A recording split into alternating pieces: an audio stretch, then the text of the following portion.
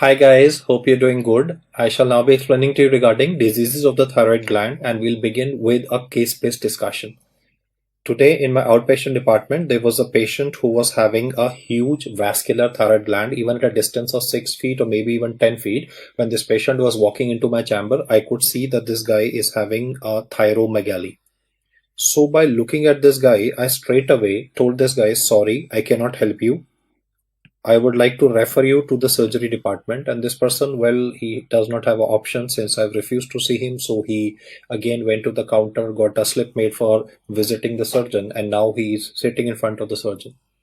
The surgeon is gonna be very pleased, very happy looking at this patient because you see, bigger the size of the gland, bigger will be the smile of the surgeon because you see, surgeons love to cut.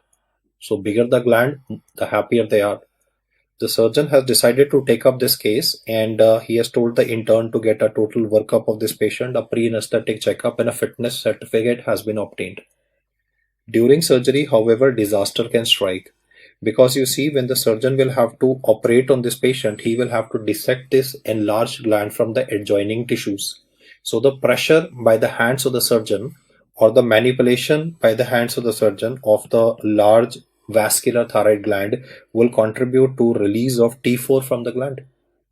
You see, the gland is big, it is filled with thyroid hormone. The manipulation of the gland will contribute to surge of T4. You see, if you have listened to the pheochromocytoma discussion, I've highlighted that when you manipulate a pheochromocytoma, there is sudden surge or a release of catecholamines in the circulation. In a similar sense here, when you are gonna manipulate a large thyroid gland, there would be release of T4 in the circulation in very large amounts, which in very few seconds will be converted into T3. And you know that T3 is the active form of the gland. This is going to cause an extensive sympathomimetic stimulation, and the anesthesiologist will notice that the heart rate of this patient is steadily climbing up. You see, if you and me are working out in a gym and heart rate goes up to 130, 140, it is still understandable. But for a person under anesthesia, heart rate of 140 is a disaster. It can contribute to development of high output congestive cardiac failure, and a lots of time these patients may not make it out of the operation theater. We might even have a death on the table. You see, the moment the heart failure will occur, what's going to happen to the patient is that the BP of the patient will crash and the buzzer might start buzzing. At the same time, there would be crepitations in the chest of this guy. These would be fine crepitations of pulmonary edema, and the pulse oximeter will show SpO2 to fall. During surgery, if you have a crashing of BP, crepitations, a falling SpO2, it is almost close to impossible to save this person. If the anesthesiologist will touch this patient now, the patient will be burning hot. Why? Because you know the thyroid hormones also contribute to caloriogenesis. So therefore, the increased heat production in the muscles will contribute to hyperthermia, and that would be like adding fuel to the fire. Why I am saying adding fuel to the fire is like because hyperthermia will contribute to increase in heart rate even further, and there's limited coronary supply. After all, human beings have limited coronary supply. You just can't keep on increasing the heart rate to a undetermined level. So in this person, there is a possibility that he may never make out alive from the operation theater. I have started my discussion of the thyroid gland by actually discussing a very atypical topic. Well, by this point of time, I think you have guessed out the diagnosis of this guy. I am describing regarding thyroid storm. Thyroid storm can occur intraoperatively. However, do not be under impression that it occurs only intraoperatively. It can occur preoperatively also. Well, how can thyroid storm occur preoperatively if a known person of thyroid disease ends up with, let me say, a MI or maybe a stroke or pneumonia or UTI, any intercurrent illness? You see, most endocrine emergencies are triggered by intercurrent illness. Like in diabetic ketoacidosis, I was saying that pneumonia or UTI can trigger DKA. Similarly, today I'm saying that it could be MI, it could be stroke, or the standard illnesses like pneumonia that can trigger a preoperative thyroid storm also. Lots of time it might occur intraoperatively where it might contribute to heart failure and even arrhythmias in a person, contributing to pulmonary edema. At this point of time, I also want to highlight the fact that traditionally the surgeon will talk about giving fluids to a person during thyroid storm. I agree to that. Yes, there is dehydration occurring during a thyroid storm, so you need to give fluids, but The but is, if there's gonna be heart failure, then you have to switch off the IV fluids. So don't be under impression that IV fluids are always to be given in thyroid storm. It depends on the perspective. If it's gonna be a preoperative scenario where there's a dehydration occurring in the patient because there's an increase in pathomimetic drive, yes, you might require IV fluids. But if it's gonna be intraoperative and a scenario is that of heart failure, then you need to switch off the fluids. Another scenario where you can be having thyroid storm is when you are giving radioactive iodine for ablation purposes in a unprepared patient of thyroid storm. The meaning of the word unprepared I'll explain in a while, but I want you to understand that in Graves' disease patient, though we use thyroid ablation using radioactive iodine, if you are not gonna follow the steps of the protocol properly, there's a possibility that thyroid ablation or radioactive iodine itself can trigger a thyroid storm. So it could be preoperative, it could be intraoperative, it could be during radioactive iodine being used during ablation that thyroid storm can be triggered in a person. Let's now look at what is the treatment to be done in this guy. As I highlighted, if it occurs and contributes to heart failure, if there's no heart failure, obviously give IV fluids, but if it contributes to heart failure, then you need to switch off the IV fluids of this person, or if blood transfusion is being given, like lots of time during thyroid surgery, if there's blood loss, then a blood transfusion might be given to the patient. You might have to stop it. I would like to highlight this for record's sake. This is indicated. I mean, when would you stop IV fluids? If you document heart failure, if you document arrhythmias during thyroid storm, then don't give fluids. The drug of choice for management of this condition is propylthiouracil, though in pharmacology they might say propranolol first. They are saying that because they want to teach you regarding cutting of the beta-1 stimulation and controlling the heart rate. Beta-2 is present in muscles, that is where the heat is produced. So yes, propranolol is also used in this condition, but the main drug that would be used would be propylthiouracil.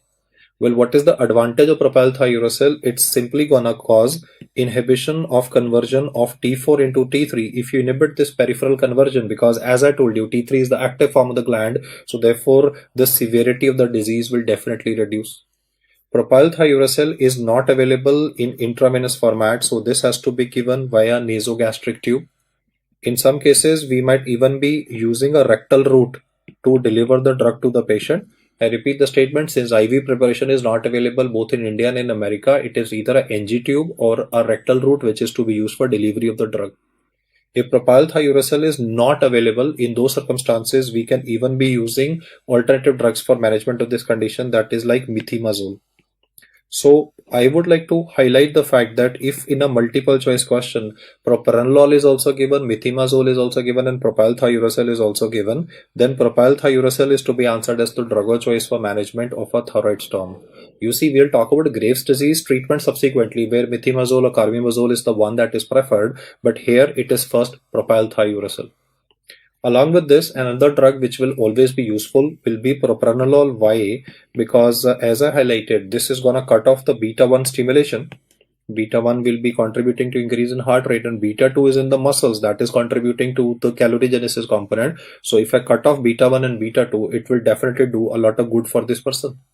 I also want to tell you that if the person goes into heart failure, then we do not use propranolol in established heart failure. In those circumstances, we might be forced, because BP is falling now. If BP is falling and you give propranolol, because it's also a relatively long-acting drug, the BP might crash to unrecordable values. So we will be more comfortable giving esmolol to this person to control the spiking heart rate, because heart rate of 130, 140, 150 will definitely increase the oxygen consumption of the heart. So I want to put on the brakes and control the oxygen consumption and prevent the worsening of heart failure in this person. In all endocrine emergencies, we will always read about use of hydrocortisone. One reason you can understand is hydrocortisone will help in spiking the values of cortisol. Cortisol is the stress hormone of the human body. So if you're going to provide the stress hormone exogenously, it will help the body cope with the stress better. Remember the fact that hydrocortisone also can do this activity. It can also contribute to inhibition of conversion of T4 into T3. But the main reason why we are giving hydrocortisone is not to inhibit the conversion of T4 into T3. The primary action is that it will help in augmenting, or it would help in rather enhancing the cortisol levels in the body, because endocrine emergencies, you will always read about usage of hydrocortisone. Along with this, two other drugs which are also given in the textbook. I'm just saying for reference that you don't need to note down. That is just for completion sake. So even if you do not note down the last two drugs that I'm saying, it will not make a difference because the primary treatment is what I've explained to you. You see, I want you to understand that cholestyramine is also mentioned in the textbook. Why? Because it can help in sequestration of thyroid hormones. Now, the problem is the patient is very sick. So I'm not saying that these drugs are not useful. Obviously, they are used, but the efficacy or the percentage contribution of this drug in saving the life of this guy will be very less. I mean, they are going to be subsequent steps, not the initial steps for this person. By sequestration of thyroid hormones, you are basically trying to do a damage control. So these are not obviously the initial approach. Similarly, even we can be using SSKI, that is saturated solution of potassium iodide. Well, saturated solution of potassium iodide or Lugol's iodine, as they use for the older version, can also be used in a person because it will demonstrate what is called as Wolff-Chaikoff effect.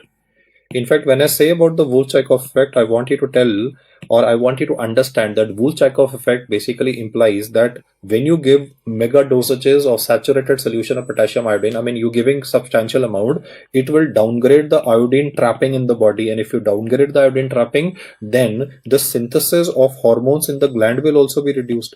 You are basically trying to reduce the synthesis of thyroid hormones in the gland because they are the ones which are coming into the picture. Please appreciate the milk is already spilt. You see, you're trying to just clean up the mess.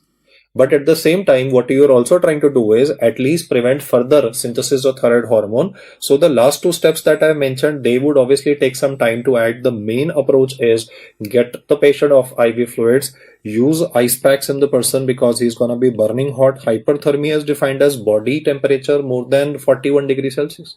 Similarly, supplemental oxygen will be required in the body. If there is severe metabolic acidosis, then soda bicarbonate will be required in the patient. That depends on the value of the fall of pH of the patient. And the primary thing is propylthiouracil. If not given in options, then it is methimazole. Along with that is propranolol, and along with that is hydrocortisone. In fact, hydrocortisone, as I highlighted, will be one of the important life-saving drugs in this person because cortisol is the stress hormone in the body. Well, after listening to this discussion, you will be under impression as if thyroid storm is very common. No, we don't allow thyroid storm to actually occur. How can I prevent thyroid storm from occurring? You see, when this patient with a large toxic multinodular goiter came to me, I straight away told this guy, sir, I cannot help you. Your gland is very big in size and I will not be able to manage you medically. I did not even carefully look at the reports of this guy and I just brushed him off and I referred him to the surgeon. This was gross negligence on my part.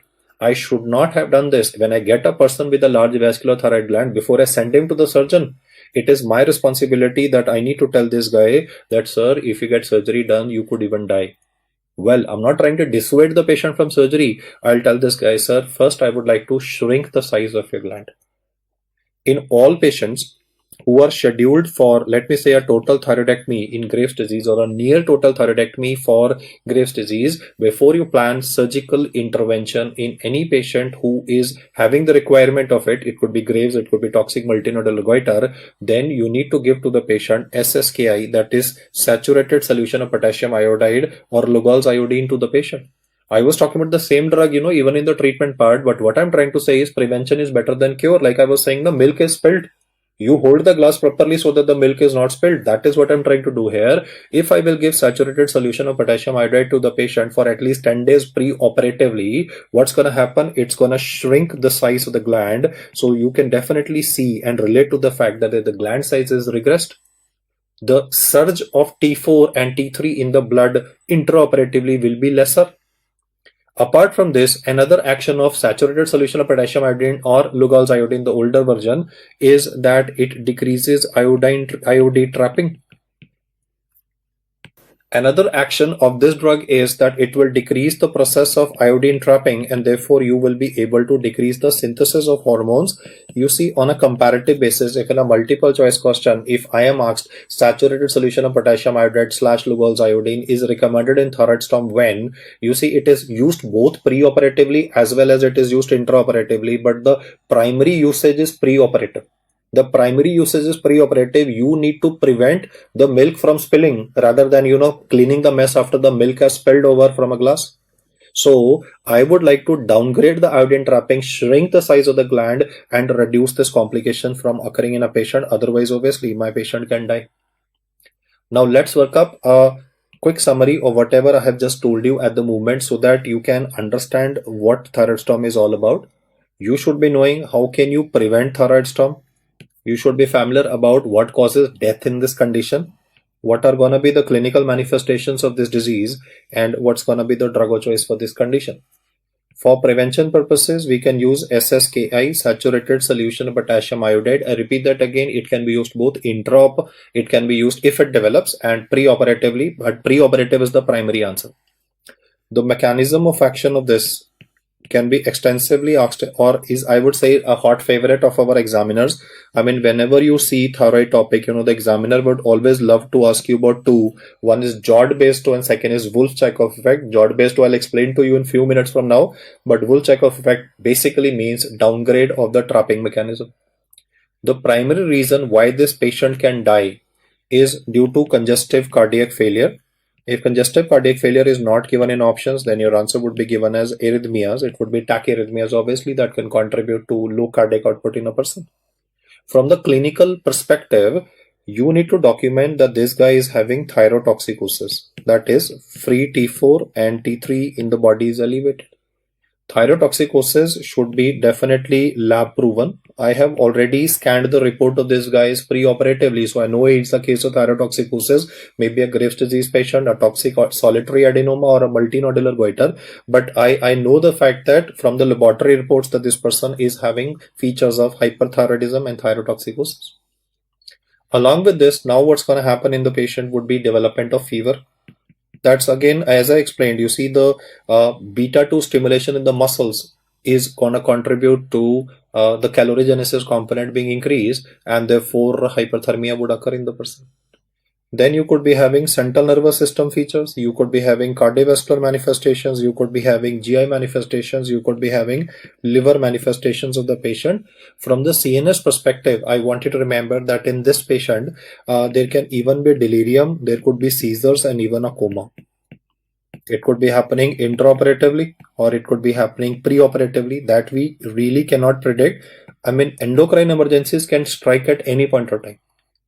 Preoperatively usually can be seen triggered by intercurrent illness or radioactive iodine, as I've highlighted, being used in an inadequately prepared patient of Graves' disease. So CNS manifestations can occur. From the CVS perspective, as I highlighted, the rhythm of the heart will be compromised, the cardiac output will be compromised, low cardiac output, crashing a BP during surgery is anywhere disaster. The GI complications that can occur in the form of nausea, vomiting in a person, and diarrhea, and the liver manifestations can be even in the form of jaundice. So do not be surprised if in a multiple choice question, in a documented case of thyrotoxicosis, he starts describing all these manifestations. Why I have described them separately before you is because I want to highlight that if it's going to be intraoperatively, then straight away the blood pressure will crash. I mean, whenever you read about a thyrotoxicosis patient being operated upon and there's a hemodynamic collapse of the patient, either it is bleeding, thyroid surgery contributes to a lot of bleeding. So the surgeon has nicked an important blood vessel, the guy is bleeding, that is why his BP is sinking. But here the surgeon has not caused any trauma to any blood vessels. Still the BP is crashing because the heart is failing due to thyroid hormones. Whereas if it occurs preoperatively or let me say after radioactive iodine uptake, then subsequently these could be the features given in the question. So it can be both intra and pre-op is what I'm trying to explain to you. You just need to get the features right. From the exam perspective, they can incorporate a name of a scale, which I'll just show before you. Though this scale has never been asked in the exam, but I just thought that I should incorporate this in the discussion so that you are more comfortable with the topic. You see, we have a scoring pattern available as of now. The scoring pattern which can help you grade as well as analyze and therefore intervene in a case of thyroid storm relatively faster is called as Birch-Wadsofsky scale.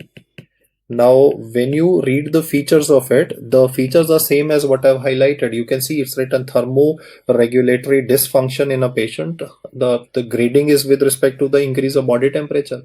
There is cardiovascular implications in a patient, tachycardia, atrial fibrillation developing. Then can be GI manifestations like nausea, vomiting, diarrhea. Then CNS manifestations like delirium, psychosis, and then as I highlighted, even jaundice can occur. So you need to remember, for diagnosis of thyroid storm, in a documented case of thyrotoxicosis, out of these manifestations that I've written before you, at least three should be present, like CVS, CNS, GI, or hepatobiliary. I mean, I can just put a slash. So if you get these three manifestations with thyrotoxicosis patient developing sudden onset high grade fever, intraoperative diagnosis will never be a problem for you. Because crashing of blood pressure during surgery, as I said, either it's due to bleeding or it is due to a heart failure. It is mainly the pre-operative scenario which can definitely cause a little bit of error of judgment on your part. That is why I'm highlighting the fact that if you have a laboratory proven thyrotoxicosis, the patient starts developing high grade fever and then starts having these CNS, CVS, and GI manifestations, these three that I put a tick mark, it means that you are clinically on spot for diagnosis of this condition. And we have a scaling pattern also, which is mentioned here. Even if you do not remember the name, I want you to remember that if the total score is more than 45, it is suggestive of thyroid storm. If the score is lesser, then it is impending. Even if you do not remember the name of the scale, it is okay by me, but higher is the scale. Like in this case, you can see that if the score is more than 45, higher chances. If it's less than 25, the chances are relatively lesser. So we can quantify the severity of manifestations in this person, and therefore the chances of you saving the life of this person will also be increased. I shall now be comparing this topic of thyroid storm with Jod-Basedow effect.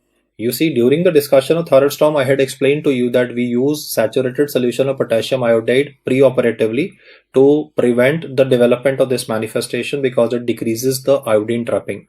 Now compare this with what I say next. This is an Indian patient. He is taking excess amount of iodized salt on a daily basis.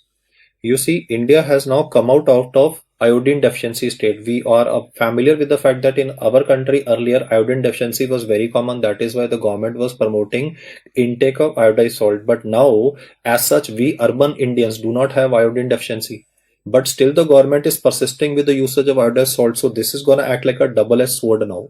What I mean by double-edged sword is that in a person who's not iodine deficient, person like you and me who's eating seafood regularly, for example, in people like you and me, we are still taking iodized salt on a long-term basis in excess of what is required. So this can definitely upgrade the process of iodine trapping.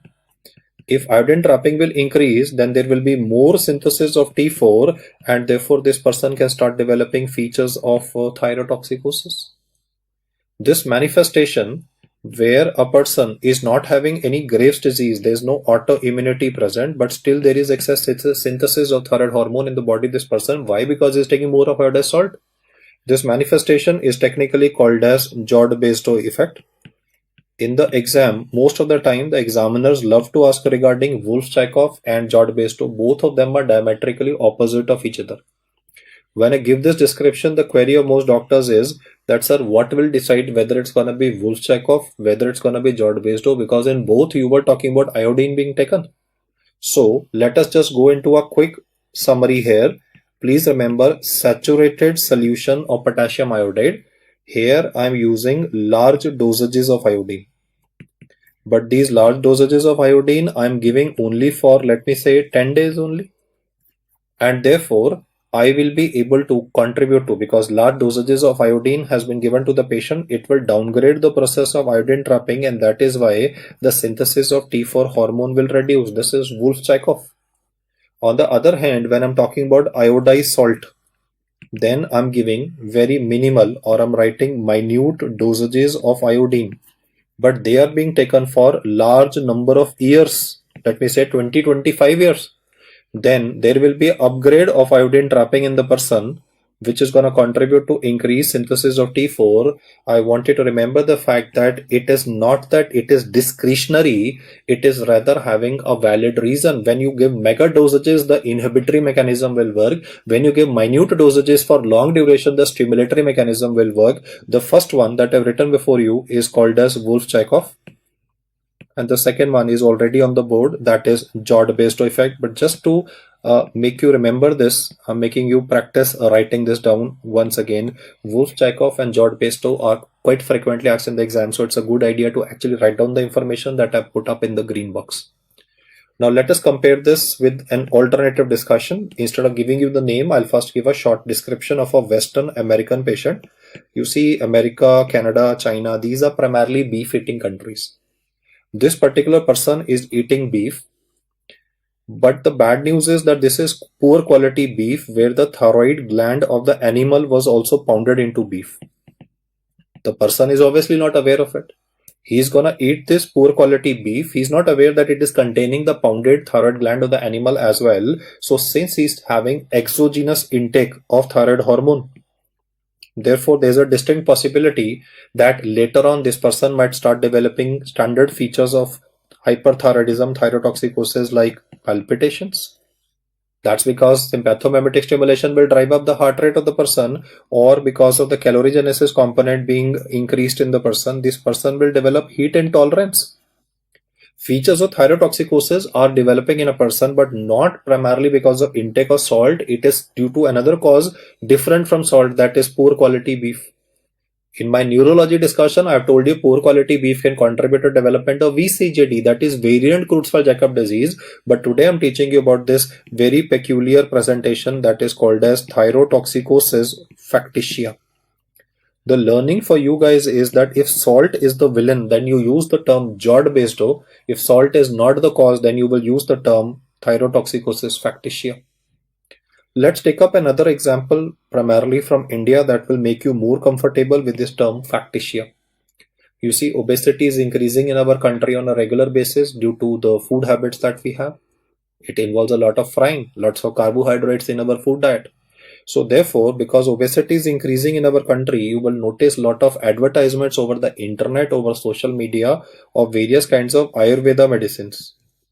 These Ayurvedic medicines will claim, or these advertisements will claim, that these are rare herbs from the deep jungles of the Himalayas. They'll portray it as some magic remedy for weight loss. But the patient is obviously not aware of the fact that this so-called Ayurvedic medicine without any side effect is actually having levothyroxine extract. The patient is not even aware of the fact that he is eating levothyroxine daily. It will increase the basal metabolic rate of this person, and this will contribute to weight loss, and this person will be very happy. He will even call up his relatives and say, you should take this Ayurvedic medicine, it's very effective, it helped me lose weight. I tried gymming, I tried exercise, nothing was working. But the moment I started taking this so-called Ayurveda medicine, I ordered it from the internet, it is causing a weight loss. He is not realizing that by the second or the third month, because he is taking thyroid hormone from outside, that's not a joke. The thyroid hormone will keep on increasing the oxygen consumption of the heart. The heart rate will increase, the oxygen consumption of the heart will increase, and there's a distinct possibility that this person can even develop chest pain. He will start developing angina. You might think that he's having blockages in his coronary artery. You started doing stress echocardiography, coronary angiography, reports were coming normal because there's no blockage in the artery. It is this Ayurvedic medicine, the supplement, which is causing it. A lot of patients who are having intake of Ayurvedic medicines, because Ayurvedic medicines, they don't really mention the exact composition. They could be having steroids, so that can contribute to Cushing syndrome. Today I'm saying Ayurvedic medicine could be having levothyroxine extract. This is misselling. This is misselling on the part of the Ayurvedic company, but the end result is a person can land up even with heart failure. This description that I've highlighted before you is because the person is having a exogenous intake of thyroid hormone. I want you to remember that whenever you read this term factitia always implies exogenous intake. I have today given you an American example of factitia, that is cattle or beef being consumed of poor quality, the meat being consumed of poor quality, or this Ayurvedic medicines being consumed for treatment of obesity. Instead of exercising and restricting his carbohydrates, this chap is trying to use medicines to lose weight, which is not a very proper method. The end result is he ends up with hyperthyroidism manifestations. So the term used is factitia. The basic carry home message for you guys is, if salt is the troublemaker, then we will use the word jod-basedo. If it is any exogenous source, we will use the word factitia. And when you are using SSKI, saturated solution of potassium iodide or Lugol's iodine, then it's going to be Wolff-Chaikoff effect, because you're giving mega dosages of iodine in short duration of time. So you're going to inhibit or decrease the iodine trapping in a person.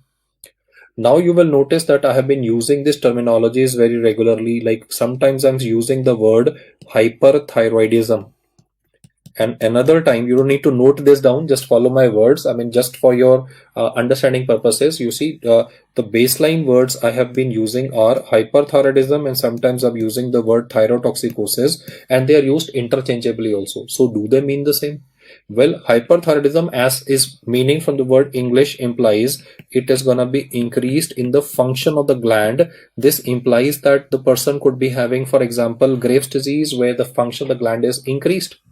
But thyrotoxicosis is only a manifestation. It means that there is excess T4 in the body. Now, the reason for this excess T4 can even be Jod-Basedow, no? I just explained to you in Jod-Basedow effect also, because there's upgrade of iodine trapping, there's more T4 there. The gland is not working more there.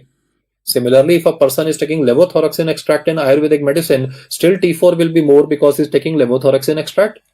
The function of the gland will be normal. So please appreciate the fact that the disease is hyperthyroidism. Thyrotoxicosis simply means hormonal profile of a person, and thyrotoxicosis can occur without hyperthyroidism also. Looks surprising? Let me write it down before you. You see, thyrotoxicosis simply means that there is more thyroid hormones in the body. It is not a guarantee that all patients of thyrotoxicosis will be having hyperthyroidism. In the exam, they can write thyrotoxicosis without, the word is without hyperthyroidism. You see, the concept here is, or what is trying to see in your thought process is that are you aware that these two terms definitely mean different? For example, let us take up a scenario of a person having subacute thyroiditis, where it could be, let me say, virus, or it could be autoantibodies which could be damaging the thyroid gland. Now, if it is thyroiditis, the gland is damaged. So the manifestations of the person would be the gland is damaged. I'm not saying gland is working more. No, let's see what I was saying for hyperthyroidism. Gland should be functioning more. In thyroiditis, what will happen is the gland is destroyed. That is why the levels of hormones in the body will rise. So whenever you read terms like subacute thyroiditis or silent thyroiditis, just focus on the English here. Thyroiditis means the gland is damaged, and therefore there could be features of thyrotoxicosis, that is hormones will be more but the gland is not working more. So I'm writing the word without. I've already explained this to you, but I need to put this on record. Thyrotoxicosis factitia occurs with respect to iodized salt. I've already put this on record that if a person is taking exogenous intake of levothyroxine, then we call it thyrotoxicosis factitia. Here also the gland is not working over time. There are three important causes that I want you to remember for thyrotoxicosis without hyperthyroidism. The English words which are to be remembered are thyroiditis 2 times and factitia. Just to see whether you got me or not, I can write in a fourth cause. Suppose you are giving radiation to destroy the thyroid gland, then radiation can also contribute. I mean, you may not be actually giving radiation per se directly from exogenous source to destroy the thyroid gland. It could be radiation to the neck for a person who's having maybe secondaries in the lymph nodes. Or it could be a patient of Hodgkin's lymphoma with enlarged cervical lymph nodes. So when you give radiation, there's a possibility the thyroid gland can also be destroyed. Or another possibility can be due to drugs. You see, amiodarone in large amounts can physically cause damage to the gland. That will cause release of T4 in the circulation.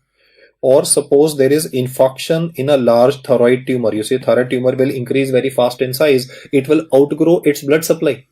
If a tumor will outgrow its blood supply, infarction of a large tumor can again contribute to destruction of the gland, and then the word is destruction. So therefore T4 will obviously increase. The gland is not working over time, no? So I'm writing thyrotoxicosis without hyperthyroidism. This is just a terminology that can be used by the examiner to trouble you. So I just want you to be familiar with the fact that hyperthyroidism means gland is working over time. Thyrotoxicosis means only hormonal profile is more, and both are not interchangeable. You can have situations where the gland is destroyed. The word is destroyed, not working over time, like in thyroiditis, which will contribute to increase in the levels of T4 and T3 in the circulation. But at the same time, the gland was not working over time. It was rather getting affected. We now come to the main agenda. What is going to be causes of hyperthyroidism? So when you read the textbook, no, you will not see the word causes of thyrotoxicosis, because thyrotoxicosis can be due to exogenous intake also. He will always use the term hyperthyroidism. Now here, He can talk about primary and secondary. Whenever you read the term primary hyperthyroidism, it implies that the gland is working overtime. Secondary means pituitary is working overtime. The antibody which is present here is called as LATS, that is long-acting thyroid stimulating antibody. This antibody will behave like TSH. It will behave like TSH, it will activate the gland, and the gland will work all the time, then T4, T3 values will increase. The alternative name for LATS, because LATS is what was mentioned in Bailey and Love, long-acting thyroid stimulating antibody. In medicine books, it is written as thyroid stimulating immunoglobulin. Lots of time there's a possibility that in the exam, because he knows that you will be able to crack the question on the word LATS and TSI, so he might write an alternative term TBII. TBII is the technical name for evaluating TSI. The word is thyrotropin binding inhibitory immunoglobulin.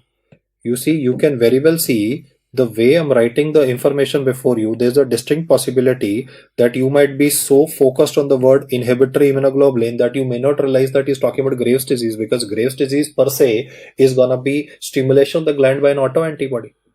The word is thyrotropin binding inhibitory immunoglobulin assay, or TBII assay, as is mentioned in multiple choice questions. Whenever this is given to be positive, it means that he's talking about this thyroid stimulating immunoglobulin. He will write TBII, but technical meaning of that is he's talking about TSI. The TSI will mimic the chemical structure of TSH, so the gland will be stimulated 24/7. In these patients, the production of T4 will rise, the production of T3 will rise, and by feedback mechanism, TSH will become almost undetectable. This is itself a question that is to be remembered, that in primary hyperthyroidism, the values of TSH almost become undetectable, substantially reduced. This presentation that I mentioned before you is technically called as Graves' disease.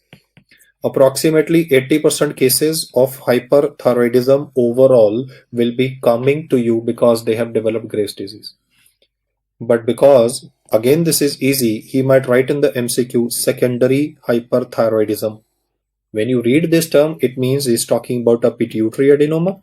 It could be a micro, it could be a macro adenoma. Now see what this pituitary adenoma will do. It will cause an excess synthesis of TSH.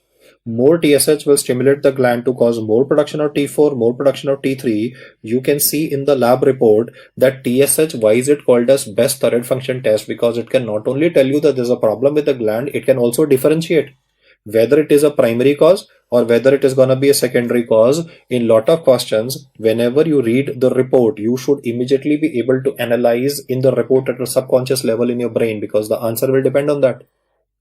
If it's a pituitary adenoma, now you need to resect it. You need to go for transsphenoidal surgery. Whereas if it is Graves' disease, then you shall be using antithyroid drugs or radioiodine ablation for the patient, or if required, even a total thyroidectomy. The answer will change based on the report. So analysis of the report is primary importance in this topic. Once you're done with primary and secondary, we move on to a third important cause that I've highlighted, which could be from surgery, like toxic multinodular goiter. Now, would you classify toxic multinodular goiter as primary or secondary? So as I explained to you, secondary always means pituitary.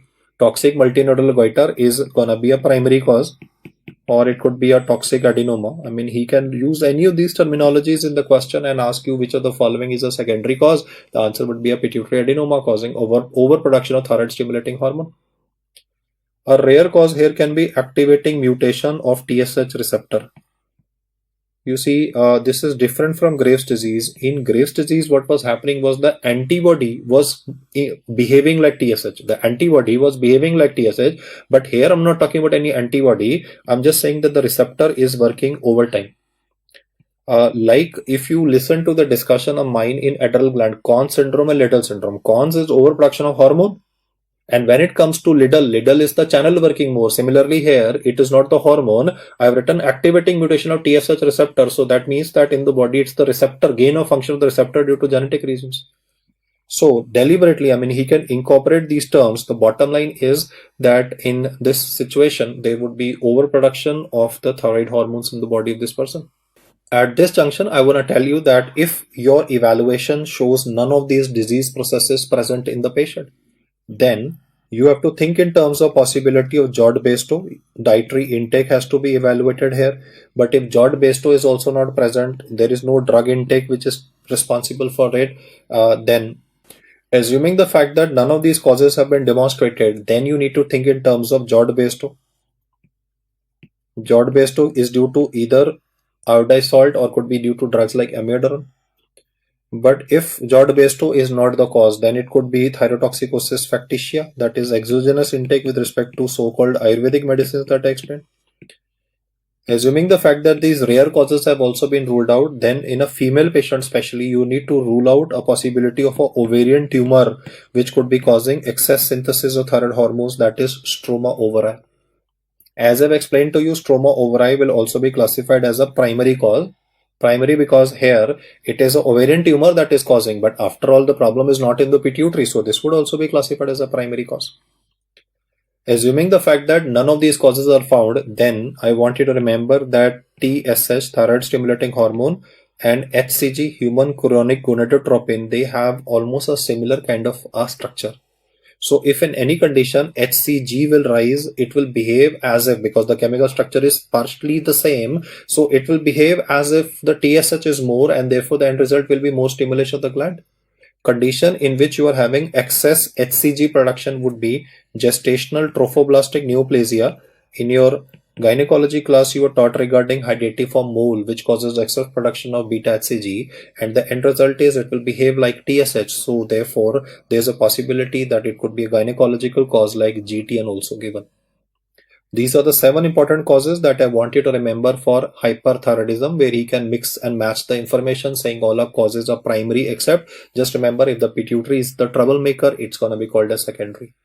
Another aspect that I've highlighted before you is thyrotoxicosis without hyperthyroidism. The concept behind this is simply the fact that you may have an excess of hormone in the body even without the thyroid gland not working overtime. As I explained, thyroiditis implies destruction of the gland, or it could be radiation induced damage, it could be drug induced damage, it could be infarction of a large tumor. So once you get these concepts right, you will be in a better position to understand the clinical manifestations of the patient.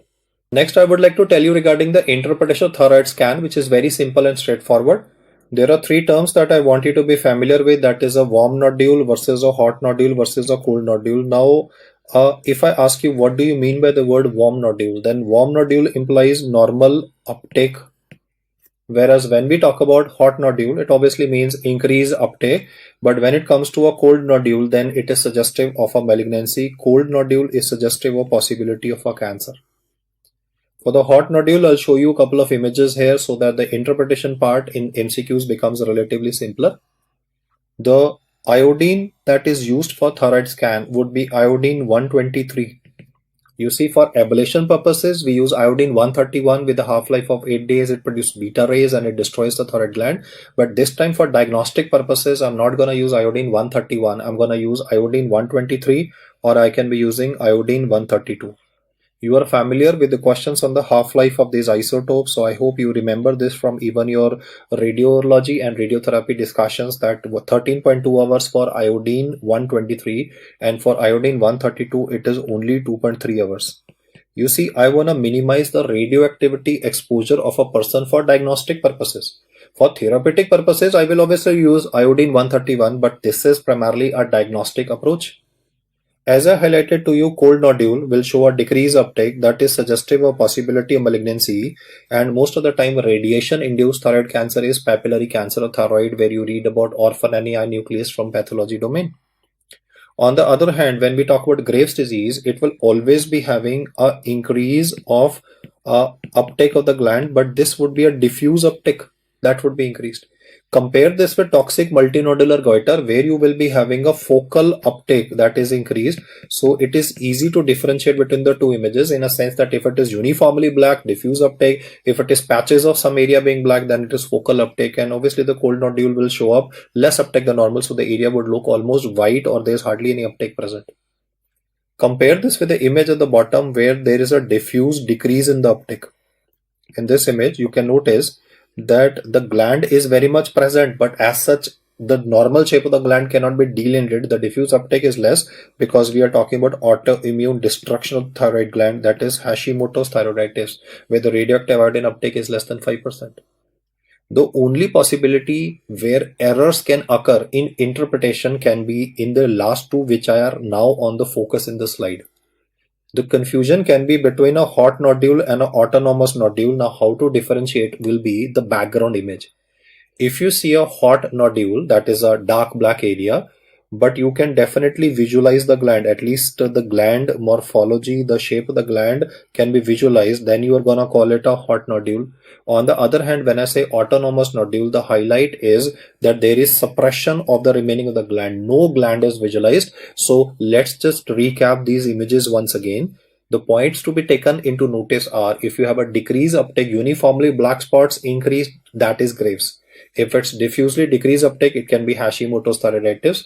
If it's gonna be a hot nodule present versus an autonomous nodule, chances of error are minimized by remembering. Then if it is a hot nodule, you can visualize this image, you can visualize the gland also, you can at least make up some morphology that the contralateral side of the gland can also be seen. But you look at the corresponding image on the right side of this, there is absolutely no background gland visible, so we're gonna call it an autonomous nodule. Apart from this, toxic multinodular nodular goiter is pretty straightforward to pick up because, as the name suggests, multinodular goiter, so there's some areas where the uptake is definitely increased. When it comes to thyroid scan interpretation, it helps you in multiple choice questions. They may give an image, they may not give an image, but if they give a report, then you should definitely be able to pick it up. Based on this, I shall now be explaining to you regarding how the patient will present to you. Coming to the clinical manifestations of the disease, the features will depend upon the severity of sympathomimetic stimulation because thyroid hormones have a sympathomimetic profile. If the question is simply asking regarding the early manifestation of the patient, then your answer would be given as hyperactivity and irritability. I know that these two words will sound very non-specific, but that is how it is described in the textbook. The early feature of hyperthyroidism would be hyperactivity, irritability. However, subsequently, due to activation of beta 1, beta 2, there would be very specific features in the form of the patient saying that I can feel my heart racing in my chest. Now, since Graves' disease is an autoimmune disorder, approximately 80 to 90% of patients will be having Graves' disease as a presentation, and all autoimmune disorders are more commonly seen in women. So, most of the MCQs will start by describing a young female and then will go on to describe these features. Beta 2 receptors are present in muscles, so therefore the symptom that will develop in the patient will be fine tremors. In fact, a lot of these patients might be having sweaty palms and sweaty feet, and therefore these patients might be embarrassed to shake hands with people. These two manifestations that I have just now written before you, that is palpitations, fine tremors, you read about these even in pheochromocytoma.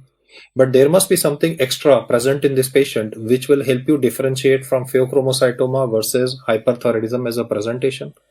Well, when I described pheochromocytoma to you, I was just saying the word patient will be having episodic hypertension or paroxysmal hypertension. Why? Because catecholamines have a short duration of action, but in this patient, it will always be a sustained hypertension. Along with this, since basal metabolic rate of the patient would be enhanced, there will be a concomitant weight loss in the patient.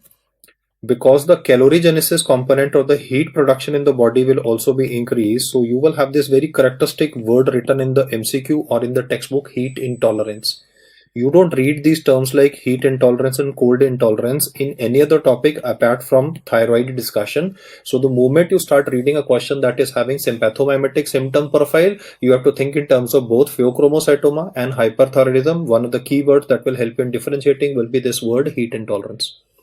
Now, because we were talking about a female patient, so menstrual abnormalities can also be given in the question. This lady who's losing weight will be having oligomenorrhea. In contrast, the early menstrual abnormality in hypothyroidism is menorrhagia. It's actually opposite. In hyper, it is oligomenorrhea. In hypothyroidism, it is menorrhagia. And there's a distinct possibility that this lady, she got married, but she's not being able to conceive. Or for that matter of fact, she's already having one child, but she's not able to have a second one. So the question could mention primary or secondary infertility. Now, once you read these symptoms, you obviously know that you are dealing with a case where thyroid hormones or more sympathomimetic drive is increased in the patient, leading you to the diagnosis or helping you in the question will be the following word, which is one of the early clinical signs and a reliable clinical sign. When I say this statement, you will yourself realize that you don't read this statement very often. I mean, normally we check the pulse rate of a patient whenever we want to, but in hyperthyroidism, especially Graves' disease, you will read in the textbooks this classical term written, increase in sleeping pulse rate. Well, why are you checking sleeping pulse rate? You could have checked the awake one also. So the technical issue is that you are trying to differentiate this patient from a patient of type A personality.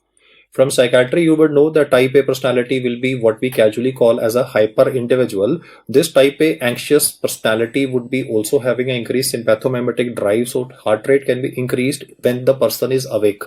But when a person of type A personality will sleep, then the heart rate will come back to normal. But in hyperthyroidism, whether a person is awake or sleeping, it does not matter now. In a hyperthyroidism patient, thyroid hormones are always going to be increased in the body. So there's going to be continuous sympathomimetic stimulation. So whether he's awake, whether he's sleeping, the heart rate will always be increased. So the word written is increase in sleeping pulse rate, or he might just use the word resting tachycardia. I also want to tell you that patients of hyperthyroidism, especially elderly patients, are predisposed to arrhythmias. If the question simply says what is the commonest rhythm, mark my words very carefully. If the question says what is the commonest rhythm disorder seen in, or a rhythm seen in a hyperthyroidism patient, your answer would be given as sinus tachycardia, because obviously I've written increase in sleeping pulse rate, so it does not make any sense for me to write regarding sinus tachycardia as a word. But I want you to remember that they can definitely have troubles and they can even develop stroke, because they could be having clot formation in the left atrial appendage. Why? Because the person can develop atrial fibrillation. So please remember the fact that though common is sinus tachycardia, but that will not interfere with the quality of life. In a sense, it will not cause stroke. But atrial fibrillation, as you are aware of from cardiology discussion, is capable of causing clot formation in the left atrial appendage. So these clots can embolize into the brain, and therefore embolic stroke manifestation can occur in a patient.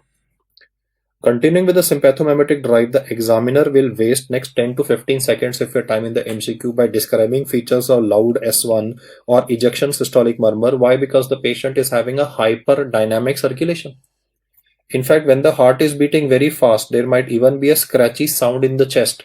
The term that is used to describe this scratchy auscultation finding is called as Means-Lurman scratch.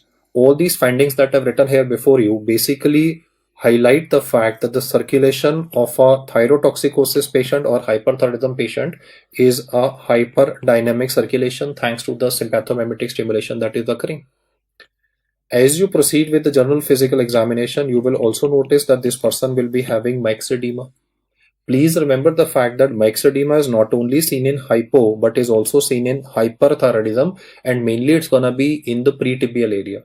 This pretibial myxedema, which is very characteristic in Graves and is also referred to as a dermopathy manifestation, will appear initially in color orange. So most of the time in fair skinned individuals, and there has been an image based question where on the shin of the person, initially the lesion that was developing was only in the form of a orange discoloration, and then the lesion will also become palpable, that would be papule, and then it will start having an irregular surface. In the advanced stages it might even look like elephantiasis to you, but initially it would be orange discoloration and a disfigurement that would be developing on the shins of the person.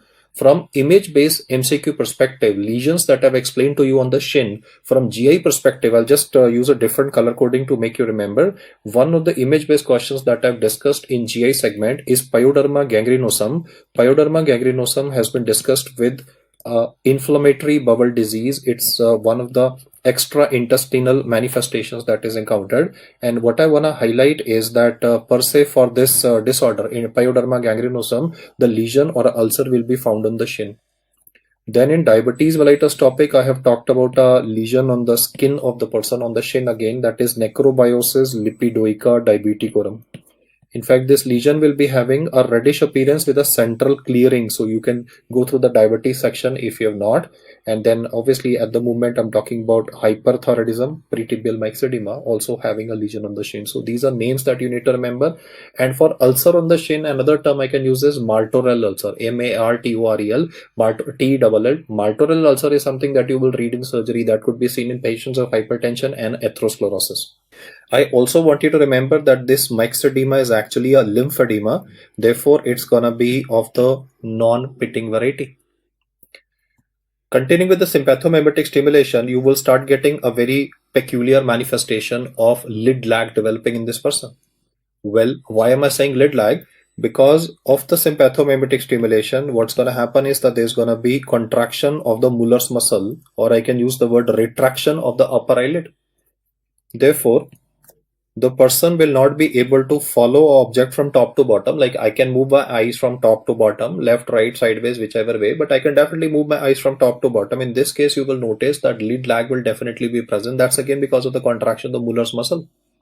In fact, in the later stages of the illness, because the extraocular muscles here get involved by the myxedema component. You see, what happens is two things. With extraocular muscles, what happens is one, there could be retrobulbar fat deposition. Apart from retrobulbar fat deposition, there could be myxedema related to the muscles. So there's going to be deposition of glycosaminoglycans. You're aware, myxedema, lymphedema implies that here there is increased deposition of glycosaminoglycans and they have a tendency to retain water. So once there is a swelling developing, therefore the extraocular muscles will take up more space. And because the muscles are swollen and they're taking up more space, they will push the eyeball anteriorly. And that is why you would be having proptosis in these patients. It is a distinct possibility that in these patients, initially proptosis may be unilateral, it can be bilateral, it may be asymmetrical proptosis. So don't be under impression that proptosis will always be bilateral and it always takes some time to develop. In fact, proptosis is not the earliest ophthalmic finding that you encounter in these patients. Initially, there are no signs and symptoms in the patient. In fact, if we ask you that what is the earliest manifestation of thyroid ophthalmopathy, then do not answer proptosis. You can see here that initially what is going to happen in the patient would be features like lid retraction or a lid lag, as I said, because of the contraction of the Mueller's muscle, because Mueller's muscle operates on sympathomimetic drive. So the earliest manifestation is not proptosis, as you can see, and I'm highlighting this again. It is lid lag, which is to be answered first. Then is going to be soft tissue involvement in the form of a periorbital edema. This periorbital edema might even initially respond to diuretics, but subsequently it's not going to respond to diuretics and it's going to remain permanently. And subsequently you will be having pushing of the eyeball anteriorly, that is proptosis. In the later part of the illness, there could even be corneal involvement, because let me put it like this. In fact, I can draw a diagram for it. You see the upper eyelid of yours and mine covers approximately 2 millimeters of the cornea. The upper 2 millimeter of the cornea is not visible in any one of us. In this patient, what is happening is a retraction of the upper eyelid, as I've shown symbolically. So you can not only see the upper 2 millimeter of the cornea, but you can even see the sclera. In fact, in this image that I'm showing you, you will notice the classical stare sign that is described in the textbook, that even the sclera is visible. The white of the eye in the upper part, just above the cornea, is also visible, which does not happen in any one of us. So therefore, from the MCQ perspective, please remember the fact that it is not proptosis that is the early feature, it is lid lag that will occur in this person. As the disease will progress, you see there is pushing of the eyeball anteriorly, there is retraction of the upper eyelid in the patient. So the manifestations that will occur will be in the form of inadequate blinking. Let me explain this once again. You see, when you and me blink, our upper eyelid washes the whole cornea. If I blink, my upper eyelid will wash all the cornea. But in proptosis, when the eyeball is pushed anteriorly, and even the upper eyelid is not moving normally because of the lid lag component, there is an inadequate blinking. So I have seen a patient of Graves' disease who actually used to sleep with eyes open. We had to actually use patches so that the person could sleep. Otherwise, there would be corneal damage. There would be even a corneal opacity subsequently, and patient can go blind. Inadequate blinking will contribute to development of exposure keratitis. So no big deal that these patients might lose their vision, or they might initially tell you that I can have a sand-like sensation in my eyes or grain-like sensation in my eyes because of the exposure keratitis component. In the later part of the illness or the disease, it can even so happen that the same patient might even lose vision, not only because of the component of exposure keratitis, but there's another reason which I can explain with help of this diagram. Let us take this to be the representation of the eyeball of the patient and the cornea, and the red represents the extraocular muscles. Once these extraocular muscles are involved, even a symptom will develop in this patient.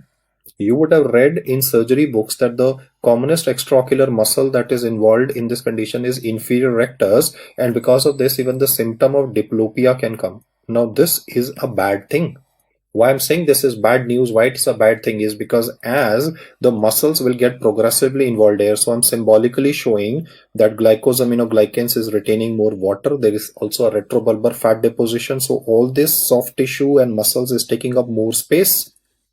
Not only will this push the eyeball anteriorly, but it can even put pressure on the optic nerve. You can see that the optic nerve can be affected. So why I was saying the word bad news was that the patient could be developing retrobulbar neuritis. In fact, if this is happening, we might even have to use methylprednisolone for these patients.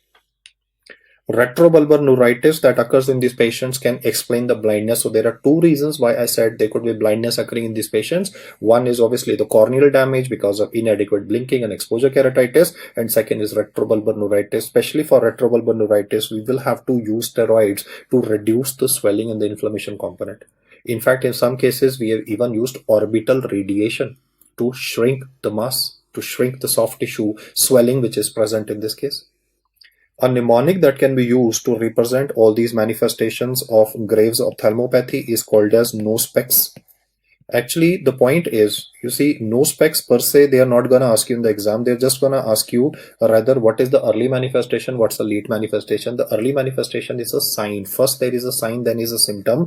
You can definitely notice, I'm just zooming it once again. You can see initially there's a sign in the form of a lid lag or lid retraction. That's primarily because of the contraction of the Mueller's muscle.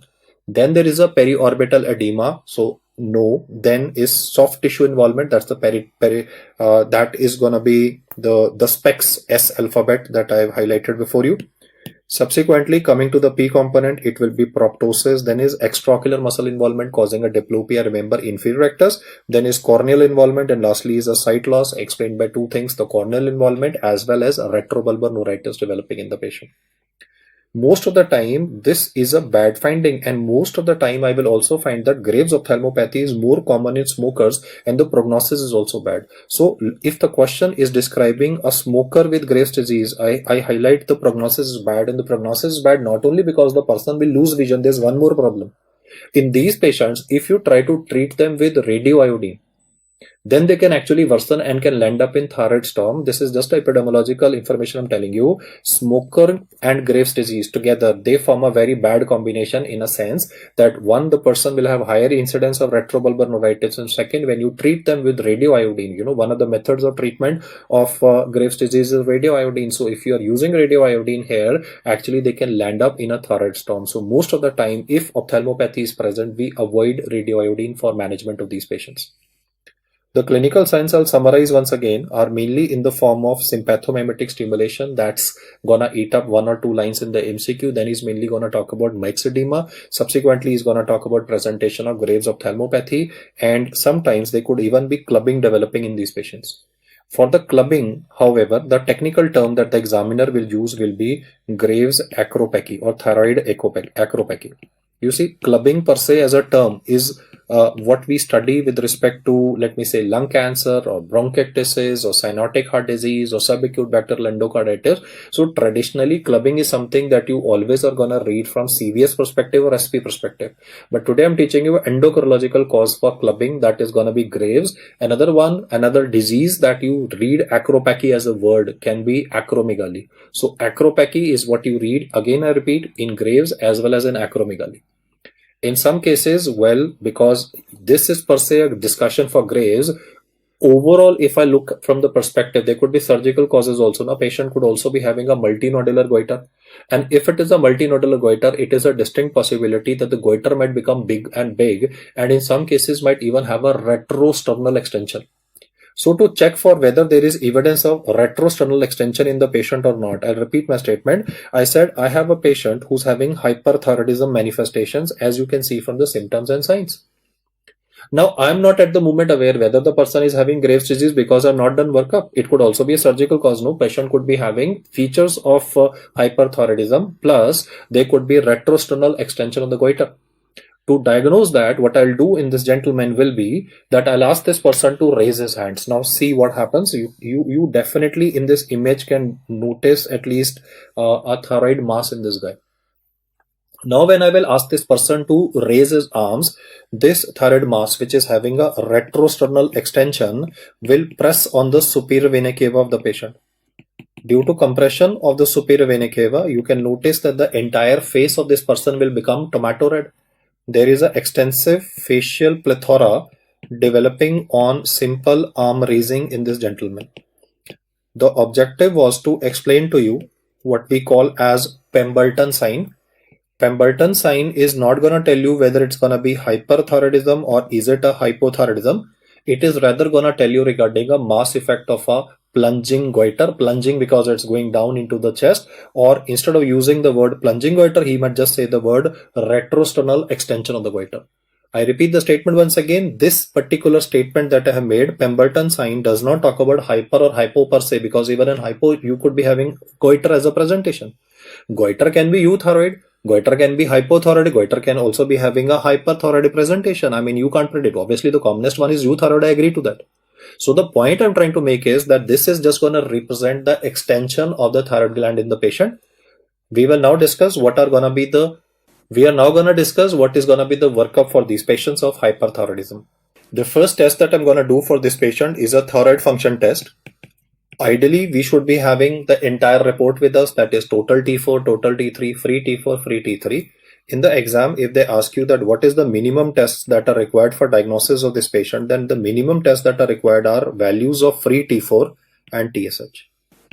When I evaluated the report, I found that total T4 and total T3 in the person was increased.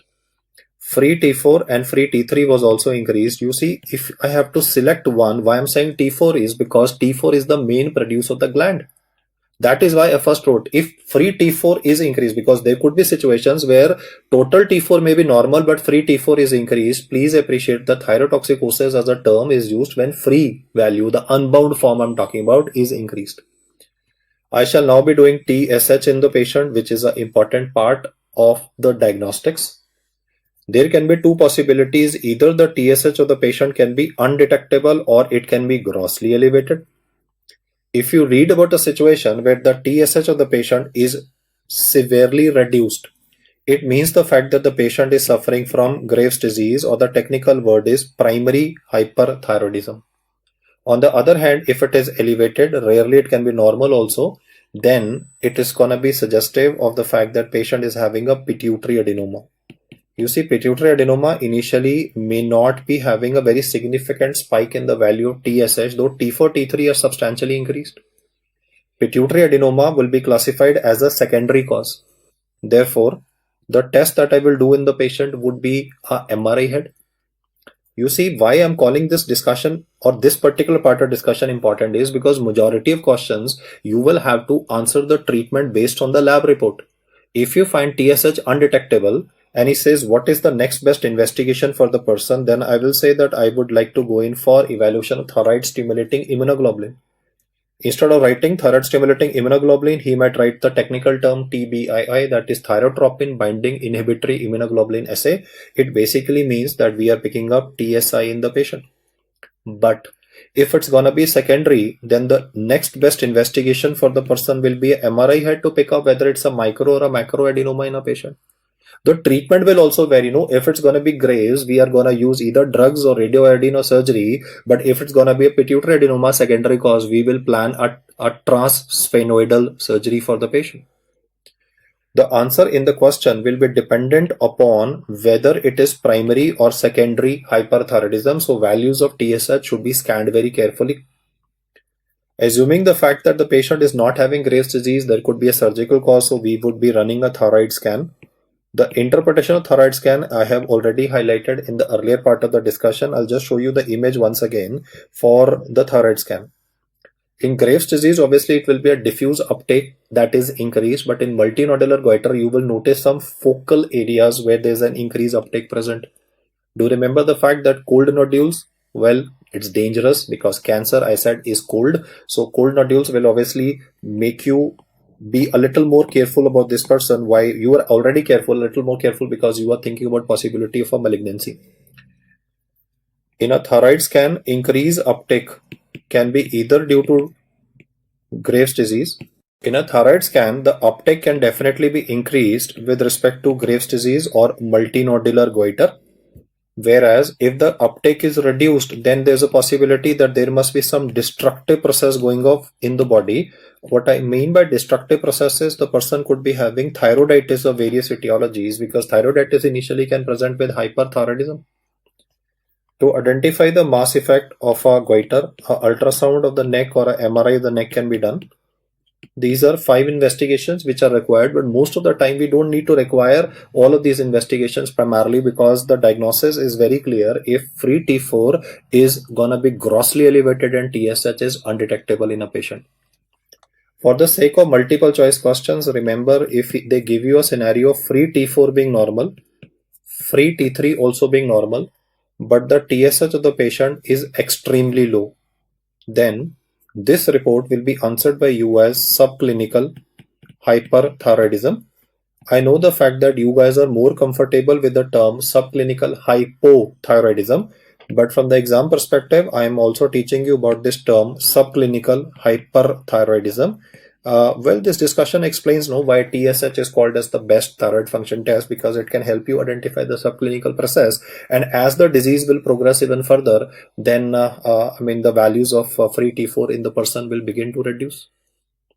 Once we get the workup in place, mainly between the primary and the secondary ones, our job would be next to plan the treatment of this patient. From the treatment domain, there is a slight controversy with respect to what is done in America and what is done in Japan or in Europe. I'll try to explain it from the American perspective.